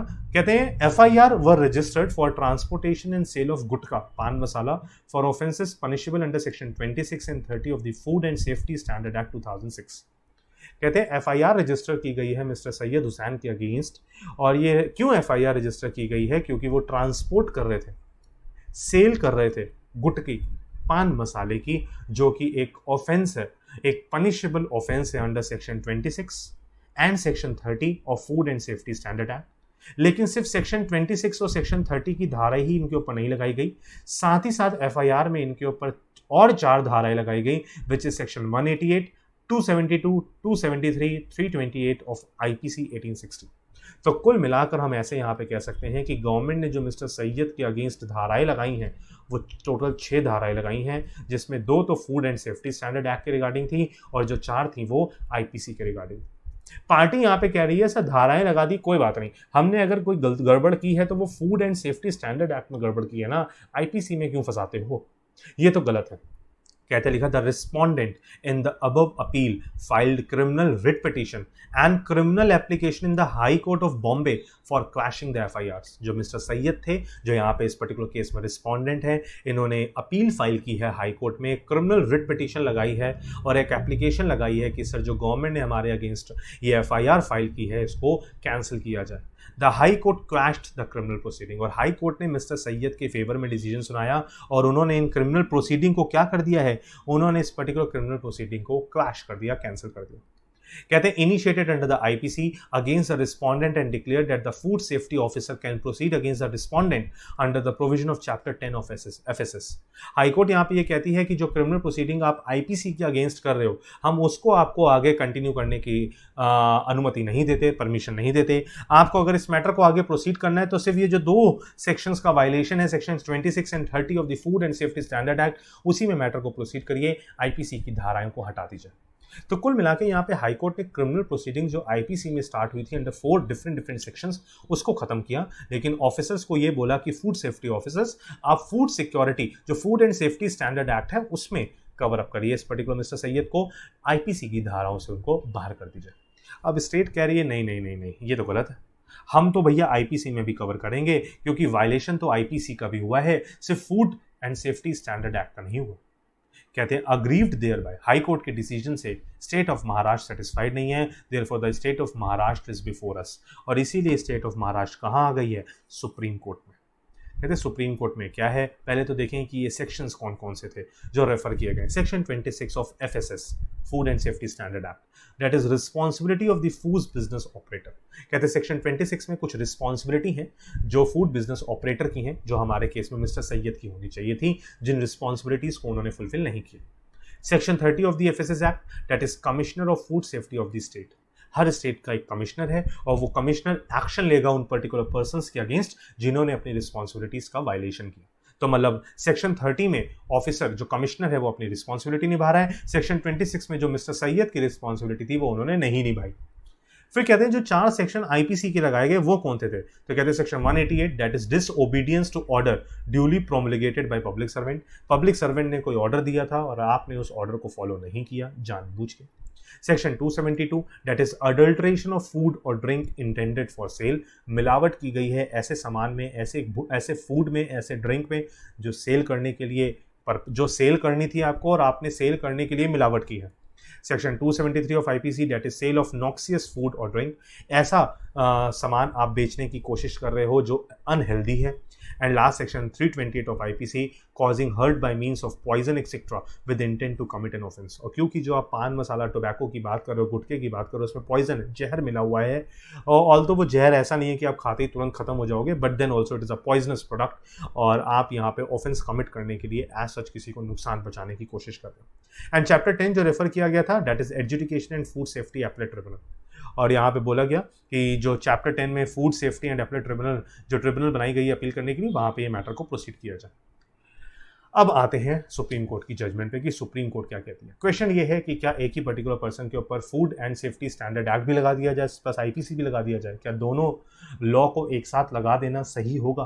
कहते सुप्रीम कोर्ट कहती है yes, there is no bar to a trial or conviction of an offender under 2 different enactment. कहते हैं ऐसी कोई रोक नहीं है, ऐसी कोई रिस्ट्रिक्शन नहीं है कि एक पर्टिकुलर ऑफेंडर के अगेंस्ट 2 पर्टिकुलर लॉ में एक साथ प्रोसीडिंग नहीं हो सकती। अगर उसने कोई ऑनलाइन ऐसा काम किया होता तो आईटी एक्ट भी आ जाता, इंफॉर्मेशन टेक्नोलॉजी एक्ट भी आ जाता। तो क्या तीनों लॉ पे एक साथ प्रोसीडिंग हो सकती थी? यस, बिल्कुल हो सकती थी, लेकिन but the bar is only to the punishment of the offender. कहते हैं बार है, रिस्ट्रिक्शन है, लेकिन रिस्ट्रिक्शन है सिर्फ इस चीज पे कि एक ही ऑफेंस के लिए एक ऑफेंडर को 2 बार सजा नहीं मिलेगी। एक पर्टिकुलर ऑफेंडर को एक चीज के लिए एक ही बार सजा मिलेगी। डिफरेंट लॉ अगर हिट हो भी रहे हैं तो सजा एक ही बार मिलेगी। लाइक मान लीजिए कि एक पर्टिकुलर पर्सन ने पहले एक पर्टिकुलर पर्सन को किडनैप किया, फिर उसका मर्डर कर दिया, पहले किडनैपिंग की फिर मर्डर कर दिया। अब किडनैपिंग के लिए लिखे हैं से मान लो 10 साल और मर्डर के लिए लिखे हुए से 20 साल, मान लो, मैं एक ऐसी रफली बोल रहा हूं। तो क्या अब आप उस पर्टिकुलर पर्सन को प्रूफ हो गया कि हाँ पहले उसने किडनैपिंग की थी, फिर किडनैप करने के बाद उसको मर्डर कर दिया, तो क्या आप उसको सजा टोटल 20 साल की दोगे या 30 साल की दोगे? पहले बोलोगे 10 साल सजा काटो किडनैपिंग की, फिर 20 साल काटो मर्डर की? नहीं नहीं, दो ऑफेंस तो उसने कमिट किए बट सजा उसको मैक्सिमम वाली मिल रही है। तभी यहां पे देखो लिखा है there is no bar to a trial or conviction of an offender under two different enactment. कहते हैं इस पे कोई रोक नहीं है कि एक पर्टिकुलर पर्सन के ऊपर दो तरीके के, दो डिफरेंट लॉ के ऑफेंसेस एक साथ नहीं कमिट हो सकते। बिल्कुल हो सकते हैं, बिल्कुल चार्ज लगाया जा सकता है, लेकिन the bar is only to the punishment of the offender. Offender को जो पनिशमेंट मिलेगी वो दो ऑफेंसेस की मिल तो सकती है लेकिन दो बार नहीं मिलेगी, एक ही बार मिलेगी। वेयर एन एक्ट और an omission constitute an offence, या तो आपने कोई एक्टिविटी की या आपको जो एक्टिविटी करनी थी जो आपने नहीं की और इस वजह से एक ऑफेंस हो गया under two enactment, the offender may be prosecuted and punished under either or both enactment but shall not be liable to punished twice for the same offence.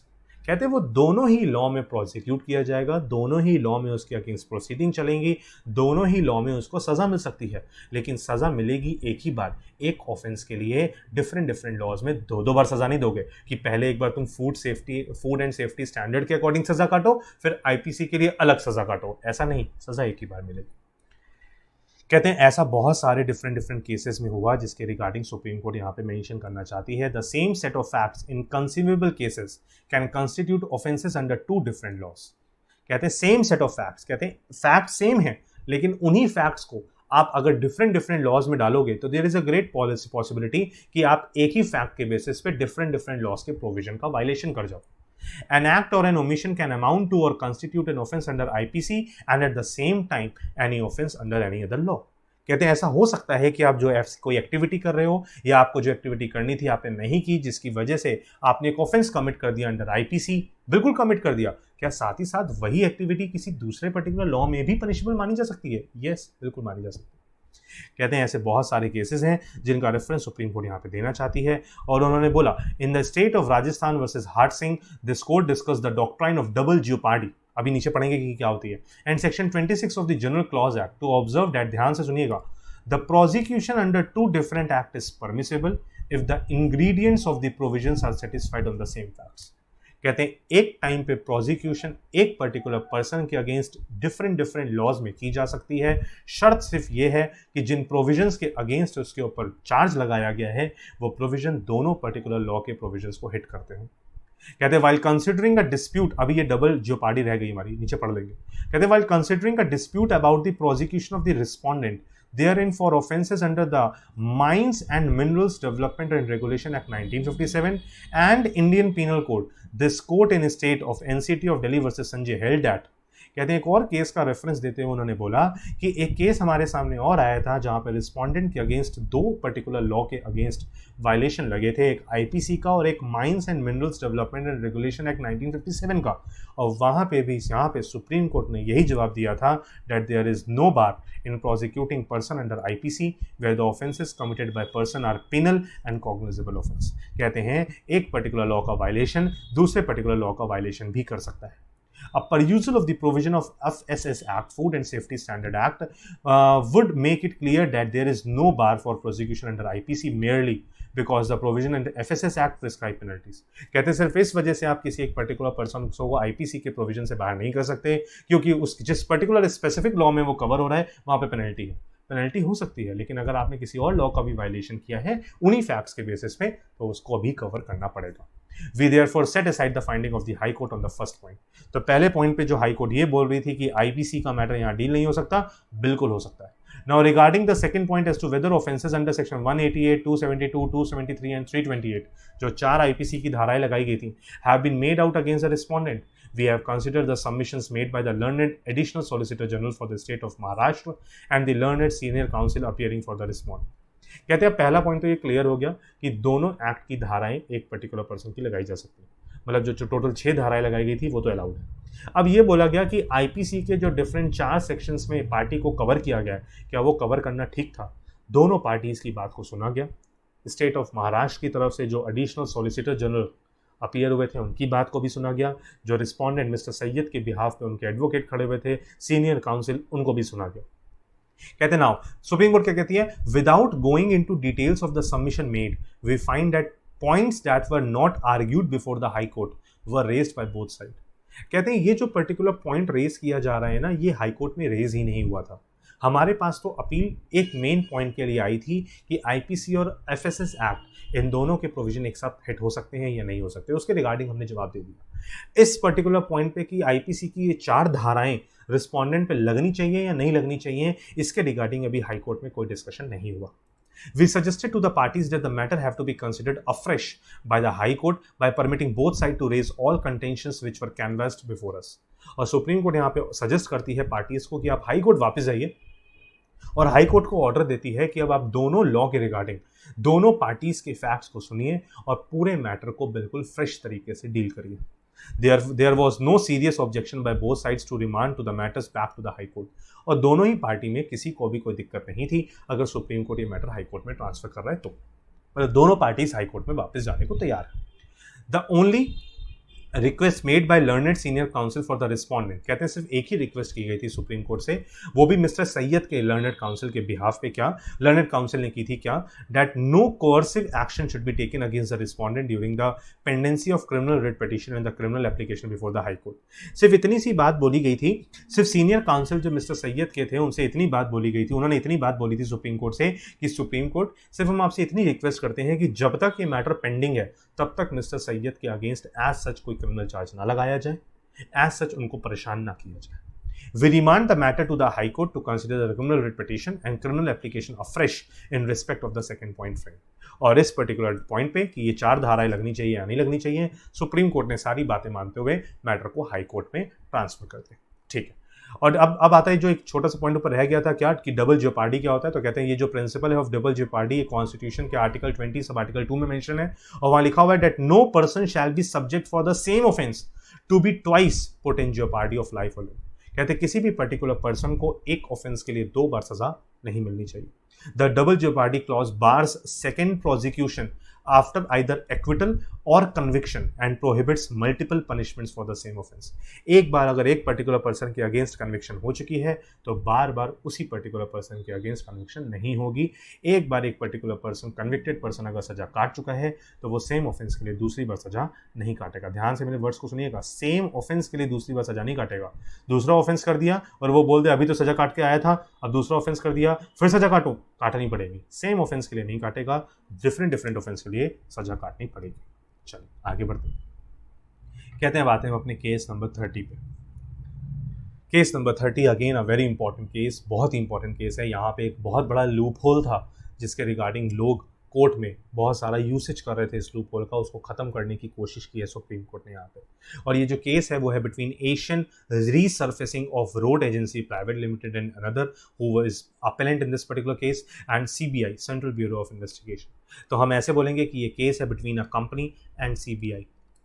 ठीक है, कहते हैं क्या प्रॉब्लम क्या है यहाँ पे। कहते हैं सुप्रीम कोर्ट के सामने ये मैटर है। कहते हैं प्रॉब्लम को हम ज़रा समझते हैं, पढ़ाऊंगा नहीं, पहले मैं समझाऊंगा। कहते हैं होता क्या है कि जब एक पर्टिकुलर पर्सन के अगेंस्ट कोई क्रिमिनल चार्ज लगाया जाता है, क्या लगाया जाता है, क्रिमिनल चार्ज। और ये हमको पता है, उम्मीद भी करता हूँ कि मेरे को कि आपको ये पता होगा कि जब भी कोई भी पर्टिकुलर पर्सन के अगेंस्ट कोई भी केस होता है तो वो लोअर कोर्ट से ही स्टार्ट होता है। आप डायरेक्ट सुप्रीम कोर्ट नहीं जा सकते अनलेस एंड अनटिल आर्टिकल 32 ना हो। मतलब रिट पिटीशन अगर आपके फंडामेंटल राइट वायलेट हो रहे हैं तो आप रिट पिटीशन सुप्रीम कोर्ट में लगा सकते हो, अदरवाइज रेमेडी लेने के लिए आपको लोअर कोर्ट से ही ऊपर जाना पड़ेगा। ठीक है, कहते हैं होता क्या है जब एक पर्टिकुलर पर्सन के अगेंस्ट कोई क्रिमिनल चार्ज लगाया जाता है तो अभी ट्रायल स्टार्ट ही नहीं होता, अभी कोर्ट में प्रोसीडिंग स्टार्ट ही नहीं होती। सिर्फ इतनी कन्फर्मिटी दी जाती है कि हाँ एक पर्टिकुलर पर्सन इन चार्जेस के अगेंस्ट कोर्ट में लाया गया है। तुरंत वो पर्टिकुलर पर्सन हाई कोर्ट में अपील फाइल कर देता है कि सर जो हमारे अगेंस्ट क्रिमिनल चार्ज लगाए गए हैं ना उन पे स्टे लगा दीजिए, गलत है सर, ये चार्ज गलत लगाए गए। और हाई कोर्ट जब ये स्टे लगाता है ना, लंबा समय ले लेता है इस स्टे लगाने के लिए, 8-8 10-10 साल बीत जाते हैं, हाई कोर्ट ये स्टे नहीं लगाता क्योंकि हाई कोर्ट के ऊपर बहुत बर्डन होता है, प्रेशर का बहुत बर्डन है काम का। और ये मैटर पेंडिंग होते चले जाते हैं, पेंडिंग होते चले जाते हैं। इसी वजह से होता क्या है कि एक पर्टिकुलर पर्सन जिसने क्राइम किया था, उसके अगेंस्ट क्रिमिनल चार्ज लगाए गए under a lower court, but उस पर्टिकुलर पर्सन ने अपील फाइल कर दी हाई कोर्ट में, और इतना लंबा स्टे चलता चला गया कि वो पर्टिकुलर मैटर 10, 12, 15 साल डिले हो गया। और ऐसा होने की वजह से होता क्या है कि लोग क्राइम तो करते हैं, बट लूप होल मिल जाता है उनको, और वो मैटर को पेंडिंग रखते हैं, लटकाए रखते हैं, जिसकी वजह से वो पर्टिकुलर पर्सन के अगेंस्ट क्राइम प्रूफ ही नहीं हो पाता, उसकी डेथ हो जाती। ऐसा बहुत सारे मैटर्स में इंडिया में देखा गया। ये एक बहुत बड़ी कमी है हमारे जुडिशियल सिस्टम की। इस कमी को सुप्रीम कोर्ट यहाँ इस पर्टिकुलर केस के थ्रू रिजॉल्व करने की कोशिश कर रही है। जरा पॉइंट को ध्यान से सुनिएगा। कहते हैं facts are immaterial to appreciate the ratio of this case. कहते हैं इस पर्टिकुलर केस में क्या हुआ, इसको हम आपके साथ डिस्कस नहीं कर रहे, क्योंकि जो मैटर हम यहाँ डिस्कस करना चाहते हैं वो ऑल टुगेदर डिफरेंट है, वो इस केस से डायरेक्टली रिलेटेड नहीं है। कहते फिर मैटर है क्या, कहते हैं whenever charges are frame, कहते कभी भी जब एक पर्टिकुलर पर्सन के अगेंस्ट कोई चार्ज फ्रेम किया जाता है, the same is challenged before the high court and stay used to be granted and the proceeding in the trial court used to remain stayed for a quite long period. ध्यान से इन words को समझिएगा जो मैंने अभी red colour से highlight किए, ये जो रेड कलर से अंडरलाइन किया था येलो कलर से हाईलाइट कर दिए। कहते लिखा whenever charges are frame, कहते जब भी चार्जेस को फ्रेम किया जाता है किसी पर्टिकुलर पर्सन के against, the same is challenged before the high court. जिसके अगेंस्ट चार्जेस फ्रेम होते हैं वो हाई कोर्ट चला जाता है इन चार्जशीट को चैलेंज करने के लिए, and stay used to be granted, और हाई कोर्ट इस पे स्टे लगा देती है, and the proceeding in the trial court used to remain stayed for a quite long term period. और होता क्या है, जब ये स्टे लग जाती है तो जो ट्रायल कोर्ट में प्रोसीडिंग हो रही होती है उस पर एक बहुत लंबा टाइम बीत जाता है। कहते हैं in this case the honourable supreme court examined the law extensively and laid down the rule as to the grant of stay. यहाँ सुप्रीम कोर्ट ने इस पर्टिकुलर लॉ को बहुत पोलाइटली और बहुत बारीकी से समझा, और उन्होंने कुछ रूल्स दिए हैं यहाँ पे regarding the grant of stay by the high court and its operation both in criminal as well as civil proceeding. और यहाँ पे कुछ गाइडलाइंस इशू की बाय द सुप्रीम कोर्ट, और उन्होंने यहाँ पे पूरी तरीके से इसका एक्सप्लेनेशन दिया, और उन्होंने बोला कि अगर हाई कोर्ट स्टे लगाता भी है तो वो कितने समय के लिए लगा सकता है, और स्टे लगाने के बाद कितनी जल्दी उसका डिसीजन आए। ऐसा नहीं सालों साल तक स्टे लगा रहा है। कहते देखते हैं क्या, कहते देखा है अपील्स डिस्पोज्ड ऑफ, कहते जो अपील पार्टी ने लगाई थी वो डिस्पोज ऑफ हो गई, लेकिन उससे भी हमको लेना देना नहीं है। हमारा मैटर क्या है, कहते हैं दो प्रोविजंस आपके सामने दिए, दो भी क्या बल्कि तीन दिए हुए हैं, एक सेक्शन 397, एक सेक्शन 482, ये दोनों ही प्रोविजन है सीआरपीसी के, और एक आपके सामने कॉन्स्टिट्यूशन का आर्टिकल 227 रखा है। ध्यान से सुनिएगा। कहते हैं यहां पे हाई कोर्ट को पावर दिखाई गई है कि हाई कोर्ट के पास क्या क्या पावर्स है। पहली चीज सेक्शन 397 का सबसेक्शन 2, सेक्शन 397 कहता है calling for records to exercise power of revision by high court. कहते हैं हाई कोर्ट को सेक्शन 397 में पावर दी जाती है कि अगर कोई लोअर कोर्ट में मैटर चल रहा है, आपने सीपीसी के चैप्टर में रिव्यू रिवीजन इसके बारे में जरूर पढ़ा होगा, रिव्यू रिवीजन के बारे में 100% पढ़ा होगा। कहते हैं रिवीजन का मतलब क्या होता है कि अगर हाई कोर्ट को लगता है कि लोअर कोर्ट किसी पर्टिकुलर मैटर में जजमेंट देते समय कुछ गड़बड़ कर रहा है, या फिर अगर हाई कोर्ट को ये लगता है कि लोअर कोर्ट के पास ये जो पर्टिकुलर मैटर डील हो रहा है, लोअर कोर्ट के पास इस मैटर को डील करने की जुरिसडिक्शन नहीं है, लोअर कोर्ट ने अपनी पावर्स का मिसयूज किया है, तो in that situation high court उस पर्टिकुलर मैटर को ओपन करता है, रिवाइज करता है upon an application filed by a particular person who is the party in that particular case. या अगर हाई कोर्ट को किसी भी तरीके की कोई इंटीमेशन मिलती है तो ऑन इट्स ओन भी वो किसी मैटर को रिवाइज कर सकता है। ठीक है, यहां पे बोला गया सेक्शन 397 का subsection 2, the power of revision conferred by subsection 1। जो ये power of revision high court को दी गई है सबसेक्शन 1 में, जो मैंने आपको नहीं पढ़ाया सिर्फ बताया, कहते हैं the power of revision conferred by subsection 1 shall not be exercised. इस पर्टिकुलर पावर को एक्सरसाइज नहीं करेगी high court in relation to any interlocutory order passed in any appeal, inquiry, trial और अदर प्रोसीडिंग। कहते हैं हाई कोर्ट के पास जो revision की पावर है, वो हाई कोर्ट इस रिवीजन की पावर का यूज सबसेक्शन 2 में साफ साफ लिखा है कि इंटरलोकेटरी ऑर्डर के अगेंस्ट नहीं करेगा, नहीं करेगा। इंटरलोकेटरी ऑर्डर के अगेंस्ट हाई कोर्ट इस पर्टिकुलर प्रोविजन का एडवांटेज नहीं लेगा। अगर इंटरलोकेटरी ऑर्डर पास हुआ है, इंटरलोकेटरी का मतलब इंटरिम ऑर्डर है, अभी फाइनल ऑर्डर नहीं है। इंटरिम ऑर्डर ही था चार्जेस को फ्रेम करना, अभी सिर्फ चार्जेस फ्रेम हुए हैं, अभी ट्रायल स्टार्ट नहीं हुआ है। और अभी चार्जेस ही फ्रेम हुए हैं, इंटरलोकेटरी ऑर्डर ही आया और आप हाईकोर्ट पहुंच गए। हाई कोर्ट ने स्टे लगा दी। हाई कोर्ट को बोला गया सेक्शन 397 सबसेक्शन 2 को पढ़िए, आपके पास इंटरलोकेटरी ऑर्डर में रिवीजन की पावर नहीं है। हाई कोर्ट कहती है रुको रुको रुको, सेक्शन 482 पढ़ो जरा।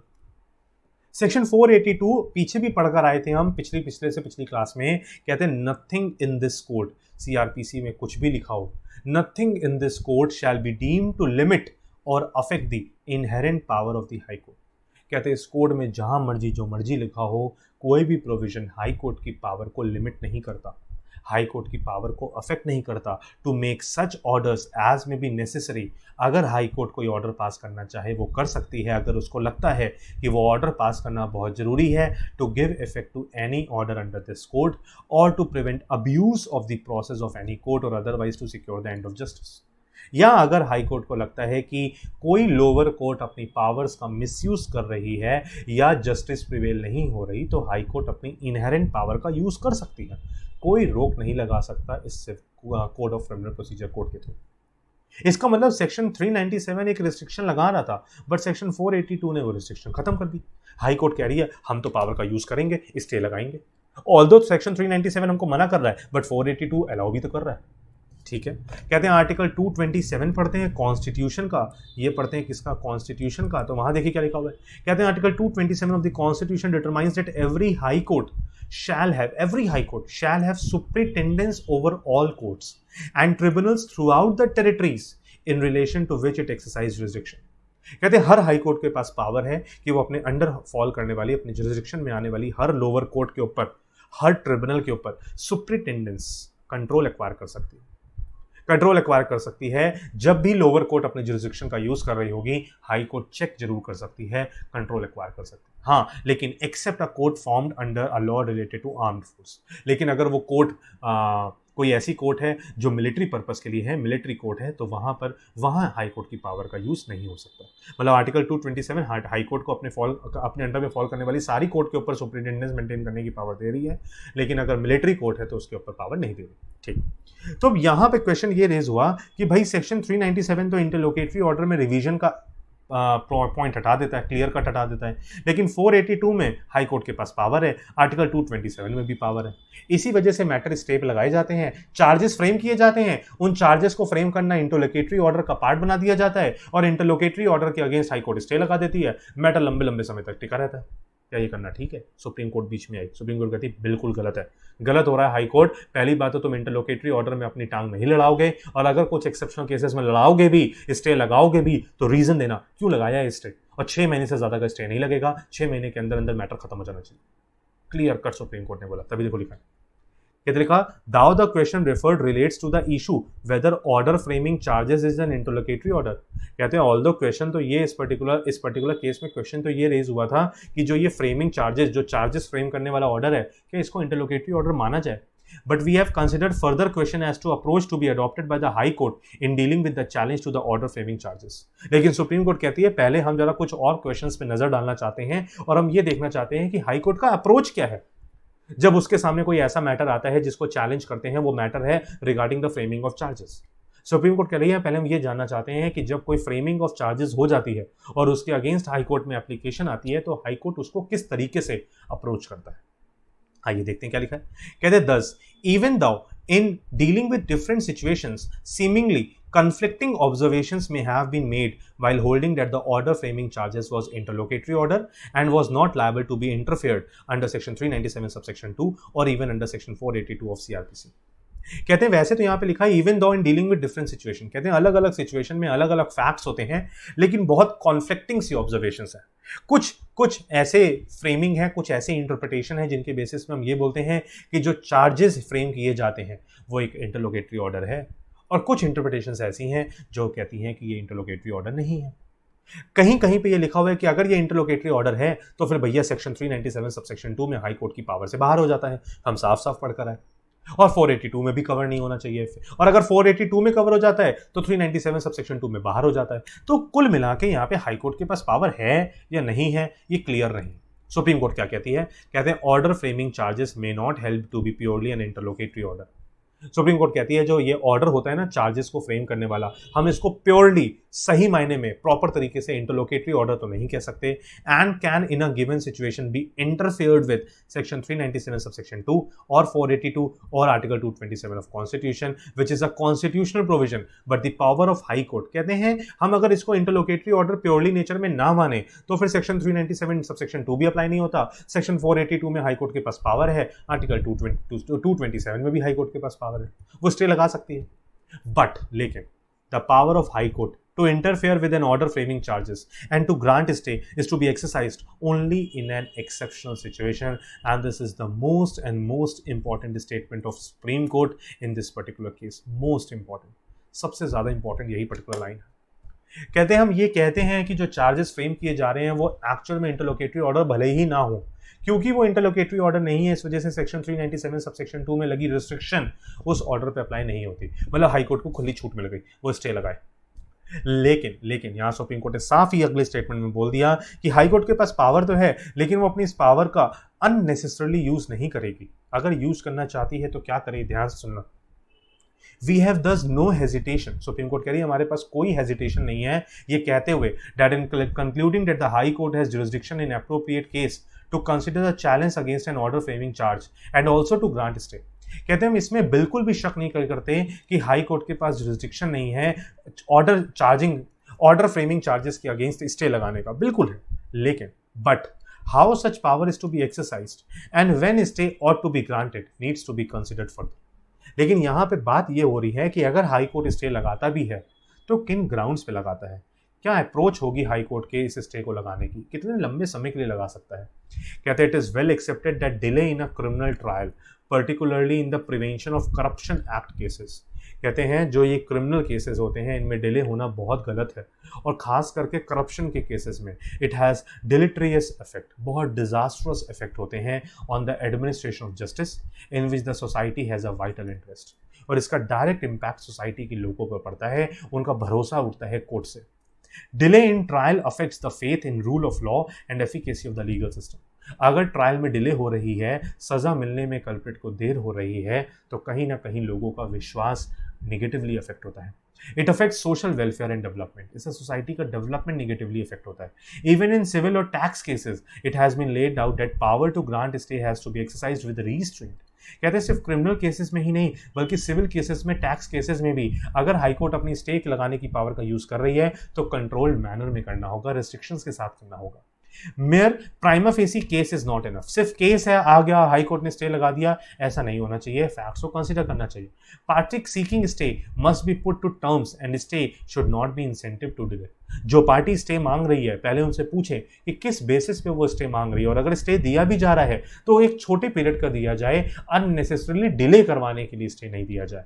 The order granting stay, mark करिए, the order granting stay must show application of mind. High court पहले प्रॉपर तरीके से उसको एनालाइज करे, अपना दिमाग लगाए, फिर अगर हाई कोर्ट को लगता है तो स्टे लगाए। And the power to grant stay is coupled with accountability, और साथ ही साथ रिस्पॉन्सिबिलिटी भी दें कि अगर स्टे लगाया जा रहा है तो एक नेसेसरी टाइम के लिए लगाया जाए, अननेसेसरी डिलेड पीरियड के लिए ना लगाया जाए। Wherever stay is granted I speaking order, speaking order का मतलब होता है रीजन दीजिए। स्पीकिंग ऑर्डर का मतलब क्या है, रीजन दीजिए कि अगर आप स्टे लगा भी रहे हैं तो the reason must be passed showing that the case was of exceptional nature and delay on account of stay will not prejudice the interest of speedy trial in a corruption case. अगर आप stay लगा रहे हैं, लगाइए, stay लगाने के बाद reason दीजिए कि ये ऐसा इस पर्टिकुलर केस में आपने क्यों स्टे लगाया, और अगर आप स्टे लगा भी दें, उसकी स्टे की वजह से कोई डिले हो तो एज सच पब्लिक को कोई नुकसान नहीं होना चाहिए, किसी भी तरीके का स्पीडी ट्रायल में कोई रोक नहीं आनी चाहिए। Once stay is granted, proceedings should not be adjourned and concluded within 2-3 months. Proceedings should not be adjourned and concluded within 3-2 months. कहते हैं जब अगर आप स्टे लगा भी दें तो जबरदस्ती प्रोसीडिंग्स को एडजर्न ना किया जाए, उसको कंक्लूड कर दिया जाए विदिन 2-3 months। ठीक है। In view of above, situation of proceedings remaining pending for long on account of stay needs to be remedied. और यहां सुप्रीम कोर्ट ने यह बोला कि अगर पुराने केसेस हैं जो स्टे की वजह से पेंडिंग हुए हैं उनको भी बीच में लेकर आइए। Remedies required not only for corruption cases but for all civil and criminal cases where on account of stay civil and criminal proceedings are held up. और यहां पे बोला गया जो ये रेमेडी दी जा रही है ये सिर्फ करप्शन केसेस के लिए नहीं दी जा रही, कोई भी सिविल केस हो, कोई भी क्रिमिनल केस हो जो पेंडिंग पड़ा है बहुत टाइम से, स्टे की वजह से, हाई कोर्ट की स्टे की वजह से, वो सब अब स्टे पे आएंगे। At times proceedings are adjourned sine die on account of stay, क्योंकि होता क्या है, स्टे की वजह से प्रोसीडिंग खत्म हो जाती हैं। Even after stay is vacated intimation is not received and proceedings are not taken up. Stay खत्म हो जाता है, मैटर इतना पुराना हो जाता है, कोई भी तरीके की इंटीमेशन नहीं आती, प्रोसीडिंग वहीं पे डेड हो जाती है। तो कहीं ना कहीं लूप होल का इस्तेमाल किया जा रहा है। तभी बोला in an attempt to remedy this situation, इस सिचुएशन को सही करने के लिए supreme court consider it appropriate to direct that in all pending cases where stay against proceeding of a civil और क्रिमिनल ट्रायल इज ऑपरेटिंग। इसी problem को खत्म करने के लिए, रेमेडी देने के लिए सुप्रीम कोर्ट यहां पे कह रही है, डायरेक्शन इशू कर रही है कि अगर कोई भी पेंडिंग केसेस हैं जिनमें स्टे लगाया गया है, तो उन सारे पेंडिंग केसेस में the same will come to an end on expiry of 6 months from today unless in an exceptional case by a speaking order such stay is extended. कहते हैं आज के ही दिन से ये पर्टिकुलर 6 महीने स्टार्ट हो जाएंगे, 6 महीने के अंदर ये स्टे खत्म हो जाएगी, भले ही जितनी मर्जी पुरानी स्टे क्यों ना चली आ रही है, 6 महीने के अंदर अंदर ये स्टे खत्म हो जाएगी। और अगर 6 महीने से ज़्यादा के लिए स्टे लगाई जाती है किसी केस में, तो रीज़न देना होगा कि ऐसा वहाँ पे क्यों किया जा रहा है। In cases where stay is granted in future, the same will end on expiry of 6 months from the date of the order unless similar extension is granted by a speaking order। और in future cases में भी अगर stay लगाई जाएगी तो सिर्फ 6 महीने के लिए लगाई जाएगी, 6 महीने से ज़्यादा के लिए लगाई जाएगी तो रीज़न दो। The speaking order must show that the case was of such exceptional nature that continuing stay was more important than having trial finalized। और अगर स्टे लगाई जा रही है एक्सेप्शनल केस में, तो वहां रीजन देना होगा कि स्टे को कंटिन्यू करने का ऐसा क्या रीजन है कि ट्रायल नहीं हो रही, ट्रायल ना करवाओ, स्टे लगा दो, ऐसा क्यों। The trial court where order of stay of civil और criminal proceeding is produced may fix a date not beyond 6 months। कहते हैं अगर ट्रायल कोर्ट में स्टे की एप्लीकेशन आ भी जाती है कि कोई हाई कोर्ट से स्टे ले आया, तो स्टे 6 महीने से ज़्यादा का नहीं होगा। तो ट्रायल कोर्ट को यहाँ डायरेक्शन दी गई कि वो कोई डेट फिक्स कर दे, 6 महीने, not beyond 6 months of the order of stay, so that an expiry of period of stay proceeding can commence unless order of extension of stay is produced. तो 6 महीने के आसपास की ट्रायल कोर्ट को बोला गया कोई डेट दे दीजिए, क्योंकि 6 महीने से ज़्यादा का स्टे नहीं मिलेगा, और आप डेट दीजिए, उस डेट पे ट्रायल स्टार्ट करिए। अगर उस डेट की, जब उस डेट पे ट्रायल स्टार्ट हो फिर से स्टे की एप्लीकेशन आ जाए तो अलग बात है, अदरवाइज आप अपनी ट्रायल को स्टार्ट कर दीजिएगा, 6 महीने से ज़्यादा की स्टे ना दीजिएगा। तो देखिए कितना इंपॉर्टेंट प्रोविजन है ये जो इस पर्टिकुलर केस में डिस्कस किया जा रहा है, बहुत इंपॉर्टेंट है। बहुत सारे पॉलिटिशियंस, हाई क्लास पर्सनस इस पर्टिकुलर कॉन्टैक्ट का यूज़ करके हाई कोर्ट से स्टे ले लेते थे, और स्टे लेने के बाद वो प्रॉपर तरीके से आराम से इंजॉय करते थे, बट सुप्रीम कोर्ट ने यहाँ पे रोक लगा दी। Thus, we declared the law to be that order framing charges is not purely an interlocutory order। Supreme court साफ साफ कहता है कि यहाँ पर जो ऑर्डर चार्ज फ्रेम करने के लिए पास किया जा रहा है वो पूरी तरीके से इंटरलोकेटरी ऑर्डर नहीं है, वो ना ही एक फाइनल ऑर्डर है। Jurisdiction of high court is not barred irrespective of the level of a petition. कहते हैं हाई कोर्ट की जुरिस्डिक्शन को पूरी तरीके से खत्म नहीं किया गया है, ना ही सेक्शन 397 में, ना ही 482 में, ना ही 227 में। वो पिटीशन एक्सेप्ट करे लेकिन एक्सेप्शनल केसेस में ही स्टे दे, 6 महीने से ज़्यादा की स्टे ना दे। However the said jurisdiction is to be exercise consistent with the legislative policy to ensure, कहते हैं वो अपनी स्टे की पावर का यूज़ करे लेकिन to ensure expeditious disposal of a trial without the same being in manner hampered। इस तरीके से जल्दी मैटर को रिजॉल्व करे बिना किसी सिचुएशन को हैम्पर किए हुए। Thus consider the challenge to an order of charge should be entertained in a rarest of rare case only to correct a patent error of jurisdiction and not to reappreciate the matter। और अगर as such कोई भी particular charge order के against stay लगाया जा रहा है तो वो तभी लगाया जाए जब सच में जरूरी हो, जबरदस्ती लगवाने की जरूरत नहीं है, डिले ना करवाइएगा। Even where such challenge is entertained and stay is granted, the matter must be decided on day-to-day basis so that stay does not operate for an unduly long period। और अगर स्टे लगाई भी जाती है तो stay खत्म होते ही trial को स्टार्ट कर दीजिए। Thou, no mandatory time limit may be fixed, the decision may not exceed 2-3 months normally। वैसे तो कोई डेट फिक्स नहीं की गई, लेकिन कोशिश करिए ट्रायल को 2 से 3 महीने के अंदर खत्म करिए। If it remains pending longer, duration of stay should not exceed 6 months। और अगर बहुत ज़्यादा देरी 2-3 महीने में खत्म नहीं भी होता तो 6 महीने में तो खत्म हो ही जाना चाहिए, unless extension is granted by specific speaking order, unless and until उसके रिगार्डिंग कोई रीजन ना। तो ये एक बहुत इंपॉर्टेंट केस था बच्चे, ये केस अपने आप में बहुत इंपॉर्टेंट है, very important, most important mark करिएगा इसको, बहुत जरूरी है ये पढ़ना आपके एग्जाम्स के पॉइंट ऑफ व्यू से। अब आते हैं हम अपने एक लास्ट केस में, और आज के इस पर्टिकुलर केस को खत्म करने के बाद हम इस वीडियो को कंप्लीट करते हैं। कहते हैं ये केस क्या है, कहते हैं केस नंबर 23। ध्यान से सुनिएगा ये केस एक्चुअल में है क्या। कहते हैं यहाँ पे पहले तो देखिएगा 3 अपेलेंट पार्टीज हैं, appellant number 1, appellant number 2, appellant number 3। Appellant number 3 है एक ट्रस्ट, एप्लेट नंबर 2 है एक यूनिवर्सिटी, और एप्लेट नंबर 1 है एक मेडिकल कॉलेज। कहते हैं एक यूनिवर्सिटी है और वो यूनिवर्सिटी एप्लेट नंबर 2 है जो इस्टेब्लिश की गई है 2010 में, और ये जो यूनिवर्सिटी है इस यूनिवर्सिटी के अंडर में एक कॉलेज है। इस यूनिवर्सिटी के अंडर में ना बोल करके मैं बोलूँगा कि इस यूनिवर्सिटी का ही एक मेडिकल कॉलेज है, ठीक है। और इस मेडिकल कॉलेज को इस्टेब्लिश करने के लिए सरकार ने कोई हेल्प नहीं की, बल्कि इस यूनिवर्सिटी का एक ट्रस्ट बना हुआ था, उस ट्रस्ट ने सारा पैसा लगाकर इस मेडिकल कॉलेज को इस्टेब्लिश किया, ठीक है। ये है 3 अपलेंट की कहानी, 3 अपलेंट, एक है यूनिवर्सिटी, एक उस यूनिवर्सिटी का है मेडिकल कॉलेज, और एक है उस यूनिवर्सिटी का ट्रस्ट। मेडिकल कॉलेज एक प्राइवेट मेडिकल कॉलेज है, सरकार का उसमें कोई पैसा नहीं लगा, सरकार की मदद के बिना उस प्राइवेट कॉलेज को खड़ा किया गया। उस प्राइवेट कॉलेज को खड़ा करने के लिए पूरा का पूरा पैसा ट्रस्ट ने दिया है। वो मेडिकल कॉलेज यूनिवर्सिटी का ही पार्ट है, एक्चुअल में हम कहेंगे यूनिवर्सिटी का ही कॉलेज है, ठीक है। सिचुएशन ये है, ठीक है। आते हैं क्या है, कहते हैं केस है between Maharishi Markandeshwar medical college and hospital who are appellant versus state of Himachal Pradesh and others. अब यहाँ पे कह रहे हैं महर्षि, हम यहाँ पे महर्षि मार्कंडेश्वर मेडिकल कॉलेज बार बार नहीं बोलेंगे, सिर्फ मेडिकल कॉलेज बोलेंगे, ठीक है। और दूसरी पार्टी को हम बोलेंगे गवर्नमेंट। कहते हैं सुप्रीम कोर्ट के सामने यहाँ मैटर है, 2 लॉ हिट हो रहे हैं। पहला law regulation of admission and fixation of fee act 2006, जो स्टेट ऑफ हिमाचल प्रदेश का एक लॉ है। कहते हैं वो पर्टिकुलर लॉ एडमिशन फीस के रिगार्डिंग लॉ बनाया गया है, read with Maharshi Markandeshwar university establishment and regulation act 2010। कहते हैं जो यूनिवर्सिटी स्टैब्लिश की गई है उसका भी अपना एक लॉ है विच इज पास इन 2010, ठीक है। कहते हैं वेदर, क्वेश्चन ये है whether a medical college affiliated to a private university under 2010 act is required to be obtaining affiliation with government university also under 2006 act. कहते हैं क्वेश्चन यहाँ पे ये रेज हुआ है कि अगर एक मेडिकल कॉलेज एक प्राइवेट यूनिवर्सिटी से अफिलिएटेड है तो क्या उस मेडिकल कॉलेज को गवर्नमेंट से भी अफिलिएशन लेनी पड़ेगी, येस और नो? नो। आपको पता भी होगा, कॉमन सेंस आपका यही कहता होगा, बट लॉ में ऐसा कुछ लिखा है जिसकी वजह से क्वेश्चन रेज हो रहे थे और लॉ को ही यहाँ पे सही जस्टिफाई करने की कोशिश की गई। तो क्वेश्चन ये है कि क्या एक प्राइवेट कॉलेज जो एक प्राइवेट यूनिवर्सिटी से अफिलिएटेड है, क्या उसको अफिलिएशन लेनी होगी from the government college also? ऐसा नहीं है, क्योंकि अगर एमिटी यूनिवर्सिटी है तो एमिटी यूनिवर्सिटी अपने आप में एक प्राइवेट यूनिवर्सिटी है, तो क्या उसको गवर्नमेंट यूनिवर्सिटी से भी अफिलिएशन लेनी होगी? No, it is not required to do so. ऐसा करना गलत है। कहते हैं क्या है, ध्यान से देखिए क्या है। कहते this appeal emanates from the judgment of the high court of Himachal Pradesh at Shimla dated 20 December 2016। Date को इंपॉर्टेंट मार्क करिएगा, आगे भी इस डेट का रेलेवेंस आएगा।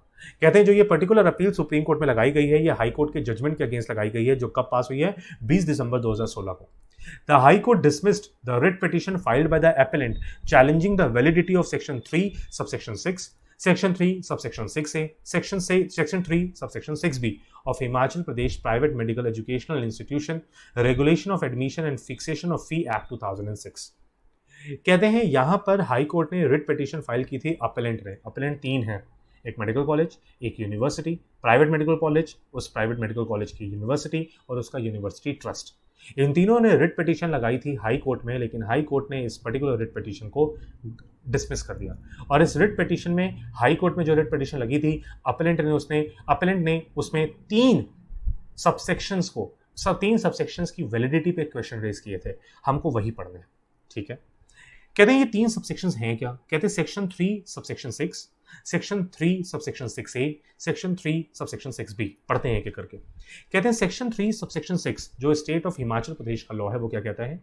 If the state government is satisfied that institution affiliated to Himachal Pradesh university और एनी अदर यूनिवर्सिटी, कोई दिक्कत नहीं है। कहते हैं लिखा है अगर स्टेट गवर्नमेंट को लगता है, if it is satisfied that the institution affiliated to Himachal Pradesh university, कि अगर कोई इंस्टीट्यूशन हिमाचल प्रदेश यूनिवर्सिटी से एफिलिएटेड हो या any other university has contravened any of the provision of this act, अगर स्टेट गवर्नमेंट को लगता है कि कोई भी इंस्टीट्यूशन जो या तो हिमाचल प्रदेश गवर्नमेंट यूनिवर्सिटी के अंडर एफिलिएटेड हो या किसी और यूनिवर्सिटी से एफिलिएटेड हो, अगर उसने इस 2006 एक्ट का वायलेशन किया, तो it means state government may recommend to that university for withdrawal of recognition और एफिलिएशन ऑफ सच इंस्टीट्यूशन। तो स्टेट गवर्नमेंट वहां पे उस एफिलिएशन का लाइसेंस कैंसिल कर सकती है। ठीक है, सेक्शन 3 सबसेक्शन 6 से आया, ये इंपॉर्टेंट मार्क करिएगा, इसी पे क्वेश्चनिंग होनी है। कहते लिखा in order to ensure common standard for maintaining the excellence of medical education in the state. कहते हैं in order to ensure common standard, कहते हैं कोई भेदभाव नहीं होना चाहिए between government college and private college, और मेडिकल एजुकेशन को स्टेट ऑफ हिमाचल प्रदेश एक वर्ल्ड क्लास की मेडिकल एजुकेशन बनाना चाहती है। Therefore the Himachal Pradesh university shall have the exclusive power to affiliate private medical educational institution set up in the state. ओहो, ये line जो है ना, ये सब गड़बड़ कर गई। स्टेट ऑफ हिमाचल प्रदेश कहती है कि सर सेक्शन 3 सबसेक्शन 6A को पढ़ा जाए। वहां लिखा है कि स्टेट गवर्नमेंट में, स्टेट के पास, हिमाचल प्रदेश यूनिवर्सिटी के पास एक्सक्लूसिव पावर है अफिलिएशन देने की to private medical educational institution, क्योंकि वो अपनी स्टेट में, हिमाचल प्रदेश की स्टेट में मेडिकल एजुकेशन को वर्ल्ड क्लास बनाना चाहते हैं। इसका मतलब यहां पे ऐसे बोला गया कि सिर्फ और सिर्फ हिमाचल प्रदेश यूनिवर्सिटी के पास एक्सक्लूसिव पावर है कि वो अफिलिएशन दे सकती है to private medical educational institution set up in the state. ये जो मैंने येलो कलर से हाईलाइट किया, ये बहुत इंपॉर्टेंट है क्योंकि इसी पे क्वेश्चन रेज हो रहा है। अपेलेंट ने इसी की वैलिडिटी पे क्वेश्चन रेज किया था। यहां पे क्या बोला जा रहा है कि सिर्फ और सिर्फ हिमाचल प्रदेश यूनिवर्सिटी के पास एक्सक्लूसिव पावर है कि वो एफिलिएशन दे सकती है किसी भी प्राइवेट मेडिकल एजुकेशनल इंस्टीट्यूशन को जो सेटअप होने वाला है इस स्टेट। ठीक है, आगे लिखा not with standing anything contained in this act, जो कुछ भी लिखा हुआ है सब किनारे कर दो। The private medical educational institution shall be bound to comply with all the rules, directions and notifications issued by the state government from time to time and provide all such facilities and assistance as are required to implement such rules, directions and notification। कहते सारे private medical educational institutions को यहाँ पे bound किया जाता है, mandatory किया जाता है कि वो गवर्नमेंट के दिए हुए सारे रूल्स, रेगुलेशंस, डायरेक्शंस को फॉलो करें और हर तरीके से ऐसी सिचुएशन राइज करें कि वो इनको फॉलो कर सकें। ठीक है, इसमें तो मेरे को कोई डाउट नहीं लगता, इसमें भी कोई डाउट नहीं लगता। क्वेश्चन तो यहाँ राइज होता है इसमें कि ये जो लाइन हाईलाइट की है क्या ये सही है या गलत है। हाई कोर्ट कहती है भैया यही तो लाइन गलत है क्योंकि ये लाइन गलत इंटरप्रिटेशन दे रही है। कहते देखो अपेलेंट नंबर 1 कौन है? इट इज एन अनएडेड, मतलब किसी भी तरीके का कोई ग्रांट रिसीव नहीं हुआ। It is an unaided private medical college established by the appellant number 3 that is university trust as a constituent of appellant number 2 that is university। तो appellant number 1 कौन हो गया? हाईलाइट करता हूं, private medical college. Appellate number 2 कौन हो गई? University खुद। अपलेंट नंबर 3 कौन हो गया? University trust. नंबर लिख देते हैं 1 2 3। कहते हैं the appellant number 2 university has been established under the Maharishi Markandeshwar university establish and regulation act 2010 for short 2010 act. कहते हैं ये जो यूनिवर्सिटी है इसको इस 2010 के एक्ट के अंडर में रजिस्टर किया गया है। कहते before the said act was enacted, कहते 2010 का लॉ आने से पहले on the basis of the essentiality certificate issued under section 4 subsection 2 of the 2006 act, the appellant number 3 that is university trust established the medical college as a constituent unit of the proposed private university and made necessary investment in that regard।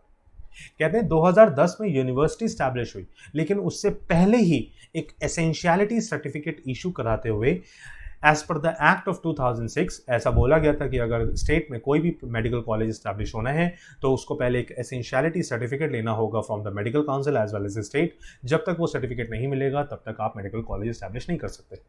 इसीलिए university trust ने इस private medical college को खोलने के लिए एक essentiality certificate लिया और उन्होंने बोला कि ये एक बॉडी है, ये जो मेडिकल कॉलेज बनने जा रहा है ये यूनिवर्सिटी क्या ही कॉलेज है जो यूनिवर्सिटी डीम्ड है, प्रपोज्ड है, जो 2010 में बनी। मतलब मेडिकल कॉलेज पहले बन गया और उसकी यूनिवर्सिटी 2010 में बाद में बनी। ठीक, कहते हैं इन 2012, कहते हैं 2012 में the appellant number 2 that is the university requested the principal secretary of health to the government of Himachal Pradesh for grant of an essentiality certificate to establish a new medical college at Kumarhati, Solan under the appellant number 2 university। कहते हैं फिर 2012 में 2010 से पहले एक medical college बन गया, मतलब हम ऐसे कह सकते हैं बिफोर 2010 मेडिकल कॉलेज तैयार हो गया। ठीक हो गया। फिर 2010 में यूनिवर्सिटी तैयार हो गई, बिल्कुल तैयार हो गई। फिर 2012 में यूनिवर्सिटी एक और एसेंशियलिटी सर्टिफिकेट चाहती है from the principal secretary of health of the state of Himachal Pradesh कि एक न्यू मेडिकल कॉलेज खोलने के लिए उनको अलाउ कर दिया जाए। ठीक, अब ये सिचुएशन है हमारे सामने और आगे बढ़ते हैं।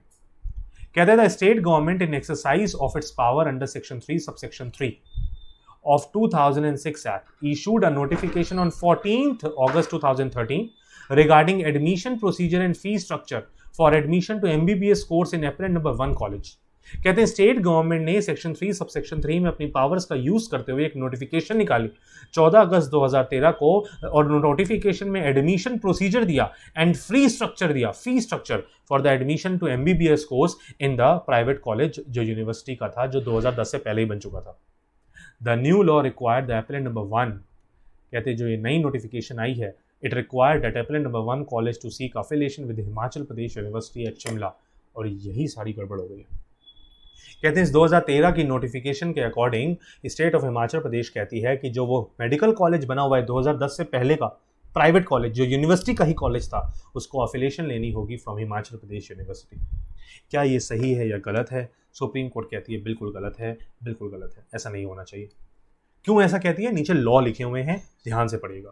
कहते हैं after considering the rival submissions, दोनों की सबमिशंस को कलेक्ट करने के बाद, we are in agreement with the appellant that the High Court has not touched upon the core issue relating to the autonomy of appellant number 2, that is the university, including its authority to start a constituent medical college as prescribed by 2010 Act।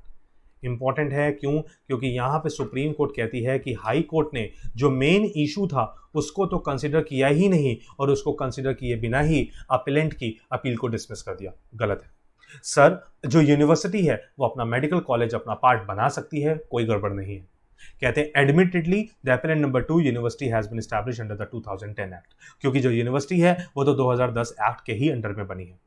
कहते हैं in the present case it has been asserted that appellant number 1 that is a college is a constituent of the appellant number 2 university. ध्यान से देखिएगा, जो private medical college बना था, जो appellant number 1 था, वो एक अलग से एफिलिएटेड कॉलेज नहीं था, वो यूनिवर्सिटी का पार्ट ही था, वो यूनिवर्सिटी का ही कॉलेज था। लिख लीजिएगा भले, वो यूनिवर्सिटी का ही कॉलेज है, वो यूनिवर्सिटी का एक पार्ट है। वो मेडिकल कॉलेज कोई अलग नहीं है जिसने यूनिवर्सिटी से एफिलिएशन ली है, वो यूनिवर्सिटी का ही कॉलेज है। ठीक, कहते हैं in such a situation it is unfathomable that the requirement of taking affiliation from another university, Himachal Pradesh university established under a separate state legislation, can and ought to be insisted upon. और ऐसा कहना गलत होगा कि किसी एक प्राइवेट कॉलेज को आप बोल रहे हैं कि आपको जबरदस्ती हिमाचल प्रदेश यूनिवर्सिटी की एफिलिएशन लेनी होगी। इफ इंसिस्टेड, और अगर ऐसा आपने जबरदस्ती किया, तो it would inevitably entail in make an inroad to the autonomy of the appellant number 2। और अगर आप ऐसा कहते हैं तो जो यूनिवर्सिटी है, जो एपेलेंट नंबर 2 है, वो अपना अस्तित्व खो देगी, उसकी ऑटोनॉमस बॉडी रह ही नहीं पाएगी, उसका अस्तित्व खत्म हो जाएगा। कहते हैं it is true that section 7 of the 2010 act, ध्यान से पढ़िएगा, सेक्शन 7 ऑफ द 2010 एक्ट जो यूनिवर्सिटी का एक्ट है, इट डज नॉट एम्पावर, ध्यान से पढ़िए, it does not empower the university to affiliate or otherwise admit to its privileges any other institution। कहते हैं साफ साफ 2010 एक्ट के 7 सेक्शन में, सेक्शन नंबर 7 में साफ लिखा हुआ है कि यूनिवर्सिटी किसी और कॉलेज को एफिलिएशन नहीं दे सकती। ध्यान से सुनिएगा, जो ये मेडिकल कॉलेज इस्टेब्लिश हुआ है बच्चे, ये यूनिवर्सिटी का एफिलिएटेड कॉलेज नहीं है, यूनिवर्सिटी का ही कॉलेज है, यूनिवर्सिटी का ही कॉलेज, क्योंकि सेक्शन 7 में यूनिवर्सिटी को एफिलिएशन देना अलाउड नहीं है। आगे देखिए, but that will have no application to the case on hand, लेकिन हमारे मैटर में ये है ही नहीं, क्योंकि हमारे मैटर में साफ लिखा हुआ है कि जो प्राइवेट मेडिकल कॉलेज है वो यूनिवर्सिटी से एफिलिएटेड नहीं है, वो यूनिवर्सिटी का ही कॉलेज है। दैट इज, ध्यान से, for the appellant number 1 college is none other than a constituent college of appellant number 2। कहते हैं क्योंकि साफ साफ क्लियर है कि जो प्राइवेट मेडिकल कॉलेज बना हुआ है वो कॉलेज एक यूनिवर्सिटी का पार्ट है, यूनिवर्सिटी से एफिलिएटेड नहीं है। The medical council of India as well as union government have therefore justly stated that it was not necessary for the appellant number 1 to take affiliation from the Himachal Pradesh university. और अगर Indian medical council और union की बात करें, central government की बात करें, तो ऐसा कहीं नहीं लिखा कि इनको हिमाचल प्रदेश यूनिवर्सिटी से एफिलिएशन लेनी। Further, the field of affiliation is governed by the state legislation under which the respective universities have been established। कहते हैं जो ये एफिलिएशन की बात है जिसमें सारी यूनिवर्सिटीज एस्टैब्लिश्ड हैं वो अलग है, The power of granting affiliation to colleges under the control of concerned university must vest with the respective university to which the college will be affiliated. कहते हैं एफिलिएशन देने की बात है तो स्टेट ऑफ हिमाचल प्रदेश अपनी हिमाचल प्रदेश यूनिवर्सिटी में एफिलिएशन दे, हम उनको रोक नहीं लगा रहे. The power of granting affiliation by the university concern therefore can not be withheld down by 2006 act. और अगर किसी यूनिवर्सिटी के पास एफिलिएशन देने की पावर है तो 2006 का एक्ट उस पावर को खत्म नहीं कर सकता. ऑल्दो 2010 के एक्ट के अकॉर्डिंग, कहते हैं 2010 के एक्ट के अकॉर्डिंग हमारी यूनिवर्सिटी के पास एफिलिएशन की पावर नहीं है. लेकिन अगर किसी और यूनिवर्सिटी के पास एफिलिएशन की पावर है तो 2006 वाला एक्ट उस एफिलिएशन की पावर को खत्म नहीं कर रहा. कहते हैं अंडरस्टूड दस, कहते हैं इस चीज को समझते हुए the amended provision of section 3 subsection 6A of the 2006 Act cannot be sustained as the same are unreasonable. और कहते हैं इन सारी बातों को सुनते हुए जो सबसेक्शन 6A है ना वो अनरीजनेबल है, वो गलत है, उसको हम कंटिन्यू नहीं कर सकते, वो इरेशनल है और कन्फ्लिक्ट रेज करता है with the special state legislation under which appellant number 2 university have been established. कहते हैं क्योंकि अगर हमने सबसेक्शन 6A को प्रिवेल करने दिया तो इस सिचुएशन में जो 2010 एक्ट के अकॉर्डिंग यूनिवर्सिटी एस्टैब्लिश हुई है वो गलत साबित हो जाएगी. क्योंकि सबसेक्शन 6A में जो पॉइंट हाईलाइट करके आया था वो बहुत इंपॉर्टेंट लाइन है कि सारे प्राइवेट कॉलेज इंस्टीट्यूशंस को स्टेट ऑफ हिमाचल प्रदेश में एक्सक्लूसिवली एफिलिएशन लेना पड़ेगा. गलत है ये. कहते हैं we shall now examine the possibility of reading down the impugned provision in section 3 subsection 6A of the act so as to save it from being unconstitutional. कहते हैं इस वजह से हमको सबसेक्शन 6A की इंटरप्रिटेशन कुछ इस तरीके से निकालनी होगी कि हार्मनी क्रिएट हो, कहीं ऐसा ना हो कि उसकी इंटरप्रिटेशन इस तरीके से निकाली जाए कि उसका अस्तित्व ही खत्म हो जाए. The expression private medical educational institution include a private medical educational institution established by or affiliated to a private university also. कहते हैं अगर आपने वो नोट्स आपके पास हैं, बुक आपके सामने हैं, जरा जो ऊपर हाईलाइट कराया था सबसेक्शन 6A में वहाँ मार्क करिएगा 2 पॉइंट्स को. देखिए मैंने मार्क कराया हुआ है यहाँ पे, ये देखिए, एक तो लिखा है प्राइवेट मेडिकल एजुकेशनल इंस्टीट्यूशन और एक लिखा है हिमाचल प्रदेश यूनिवर्सिटी. इन 2 पॉइंट्स में यहाँ बात हो रही है. सबसे पहले बात हो रही है कि जो ये वर्ड लिखे हैं private medical educational institution, it includes a private medical educational institution established by or under affiliated to a private university. और हमारा भी कॉलेज वहीं का पार्ट है क्योंकि वो हमारे से एफिलिएटेड तो नहीं है बट हमारी ही प्राइवेट यूनिवर्सिटी का पार्ट है. We find force in the argument of the appellant. कहते हैं अपलेंट के बात में दम है. That the definition of private medical educational institution as amended can be extended to the appellant in relation to other matters governed by the 2006 Act, except the mandate of requiring the appellant number 1 college to take affiliation from the Himachal Pradesh University. कहते हैं कि जो हमारा medical college है वो साफ इस बात को कहता है कि सर अगर हम अमेंडेड डेफिनेशन को लेते हैं तो हमारा कॉलेज उस particular private medical educational institution का पार्ट बनेगा, सिर्फ अफिलिएशन के रिगार्डिंग नहीं बनना चाहिए. ये हमारा डाउट है. सर हम ये बोलते हैं कि सारी स्टेट जो हिमाचल प्रदेश यूनिवर्सिटी की गाइडलाइंस आएंगी, रूल्स रेगुलेशंस आएंगे, हम सब फॉलो करेंगे लेकिन हम एफिलिएटेड नहीं होंगे उससे. कहते हैं that requirement springs from section 3 subsection 6 से. कहते हैं लेकिन अगर उसकी इंटरप्रिटेशन करो तो साफ पता लगता है कि अफिलिएशन भी गवर्नमेंट यूनिवर्सिटी से ही होनी चाहिए, लेकिन ये गलत है. Indisputably, there is no other private medical university in the state except appellant number 2 university. और साफ साफ बोला जा रहा है कि सर जो ये लॉ है ये हमारी ही यूनिवर्सिटी को हिट करता है क्योंकि पूरे हिमाचल प्रदेश में हमारे अलावा कोई और प्राइवेट मेडिकल यूनिवर्सिटी है ही नहीं. Therefore, we explored the possibility of omitting the word Himachal Pradesh from the amended section 3 subsection 6A to save the whole of that provision from being invalid as contained. इसलिए appellate चाहता है कि sir जो subsection 6A में Himachal Pradesh word लिखा है ना उसको हटा दिया जाए. अगर आप उसको हटा देते हैं तो सारी सिचुएशन सही हो जाएगी, बट सुप्रीम कोर्ट कहती है नहीं, सिर्फ हिमाचल प्रदेश वर्ड हटाने से भी काम नहीं चलेगा. However, we find that if the word Himachal Pradesh alone were to be struck down, the remaining provision may create some confusion. It would then mean that private medical institution, कहते हैं अगर सिर्फ हिमाचल प्रदेश वर्ड को हटाया जाए तो फिर ऐसे हो जाएगा कि private medical institution in that state must take affiliation from the concerned university. अगर हिमाचल प्रदेश को वहाँ से हटा देते हैं तो ऐसा बोला जाएगा कि जितने भी प्राइवेट मेडिकल इंस्टीट्यूशंस हैं उनको अपनी यूनिवर्सिटी से एफिलिएशन लेनी होगी. बट हमारे केस में तो मेडिकल कॉलेज यूनिवर्सिटी का पार्ट है, उससे एफिलिएशन थोड़ी ना ली है. और अगर हम सिर्फ हिमाचल प्रदेश वर्ड हटाएंगे तो सेक्शन 7 भी तो हिट कर जाएगा. सेक्शन 7 कहता था कि ये जो स्टेट जो प्राइवेट यूनिवर्सिटी है ये किसी कॉलेज को एफिलिएशन नहीं दे सकती. फिर अब क्या करोगे? तभी बोला in other words the concerned university can exercise power to affiliate a private medical institution set up in the state. However, the appellant number 2 is not authorized to affiliate. लेकिन जब हम अपनी यूनिवर्सिटी की 2010 एक्ट की बात करते हैं तो सेक्शन 7 हमको साफ मना कर देता है कि आप ऐसा नहीं कर सकते. और इस वजह से जो इसका मेडिकल कॉलेज है फिर वो कैसे रन करेगा. तभी इन्होंने क्या बोला, सुप्रीम कोर्ट क्या कहती है, therefore appropriate course to avoid any confusion is to strike down section 3 subsection 6A of the 2006 as amended act. कहते हैं बेस्ट है क्या करो कि जो ये सबसेक्शन 6A है ना, इसी को हटा दो, इसी को हटा दो, हम इसको गलत बताते हैं, ये सही नहीं है, अमेंडमेंट लाई जाए, इस सबसेक्शन 6A को हटाया जाए। कहते हैं as noted earlier since the appellant number 1 college is a constituent of appellant number 2, it is not a affiliated college, the question of compelling it to take affiliation from other university cannot be countervened. कहते हैं supreme court साफ साफ कहती है कि ये सिर्फ एक यूनिवर्सिटी का पार्ट है, यूनिवर्सिटी से एफिलिएटेड कॉलेज नहीं है, और आप उसको जबरदस्ती नहीं कर सकते कि उसको हिमाचल प्रदेश यूनिवर्सिटी से एफिलिएशन लेनी पड़ेगी, ये गलत होगा। The impugned judgment of the High Court of Himachal Pradesh dated 20 December 2016, जो ऊपर डेट मैंने मेंशन कराई थी पहले लाइन में, that particular decision is set aside। High court की बात को गलत साबित किया जाता है। We also strike down section 3 subsection 6 of the Himachal Pradesh Private Medical Educational Institution Regulation of Admission and Fixation of Fee Act 2006 being irrational, unreasonable, ultra wire and unconstitutional. और साफ साफ सुप्रीम कोर्ट ने बोला कि जो ये section 3 subsection 6A है, इसको हम अनकॉन्स्टिट्यूशनल डिक्लेयर करते हैं, नल एंड वॉइड डिक्लेयर करते हैं। तो that is all for this particular class. इस पर्टिकुलर लेक्चर में हम लोगों ने 5 केसेस कर लिए। आज के केसेस थोड़े से बड़े थे, थोड़ी सी लंबी क्लास हुई, बट हमारे फिर भी 5 केसेस कंप्लीट हो गए।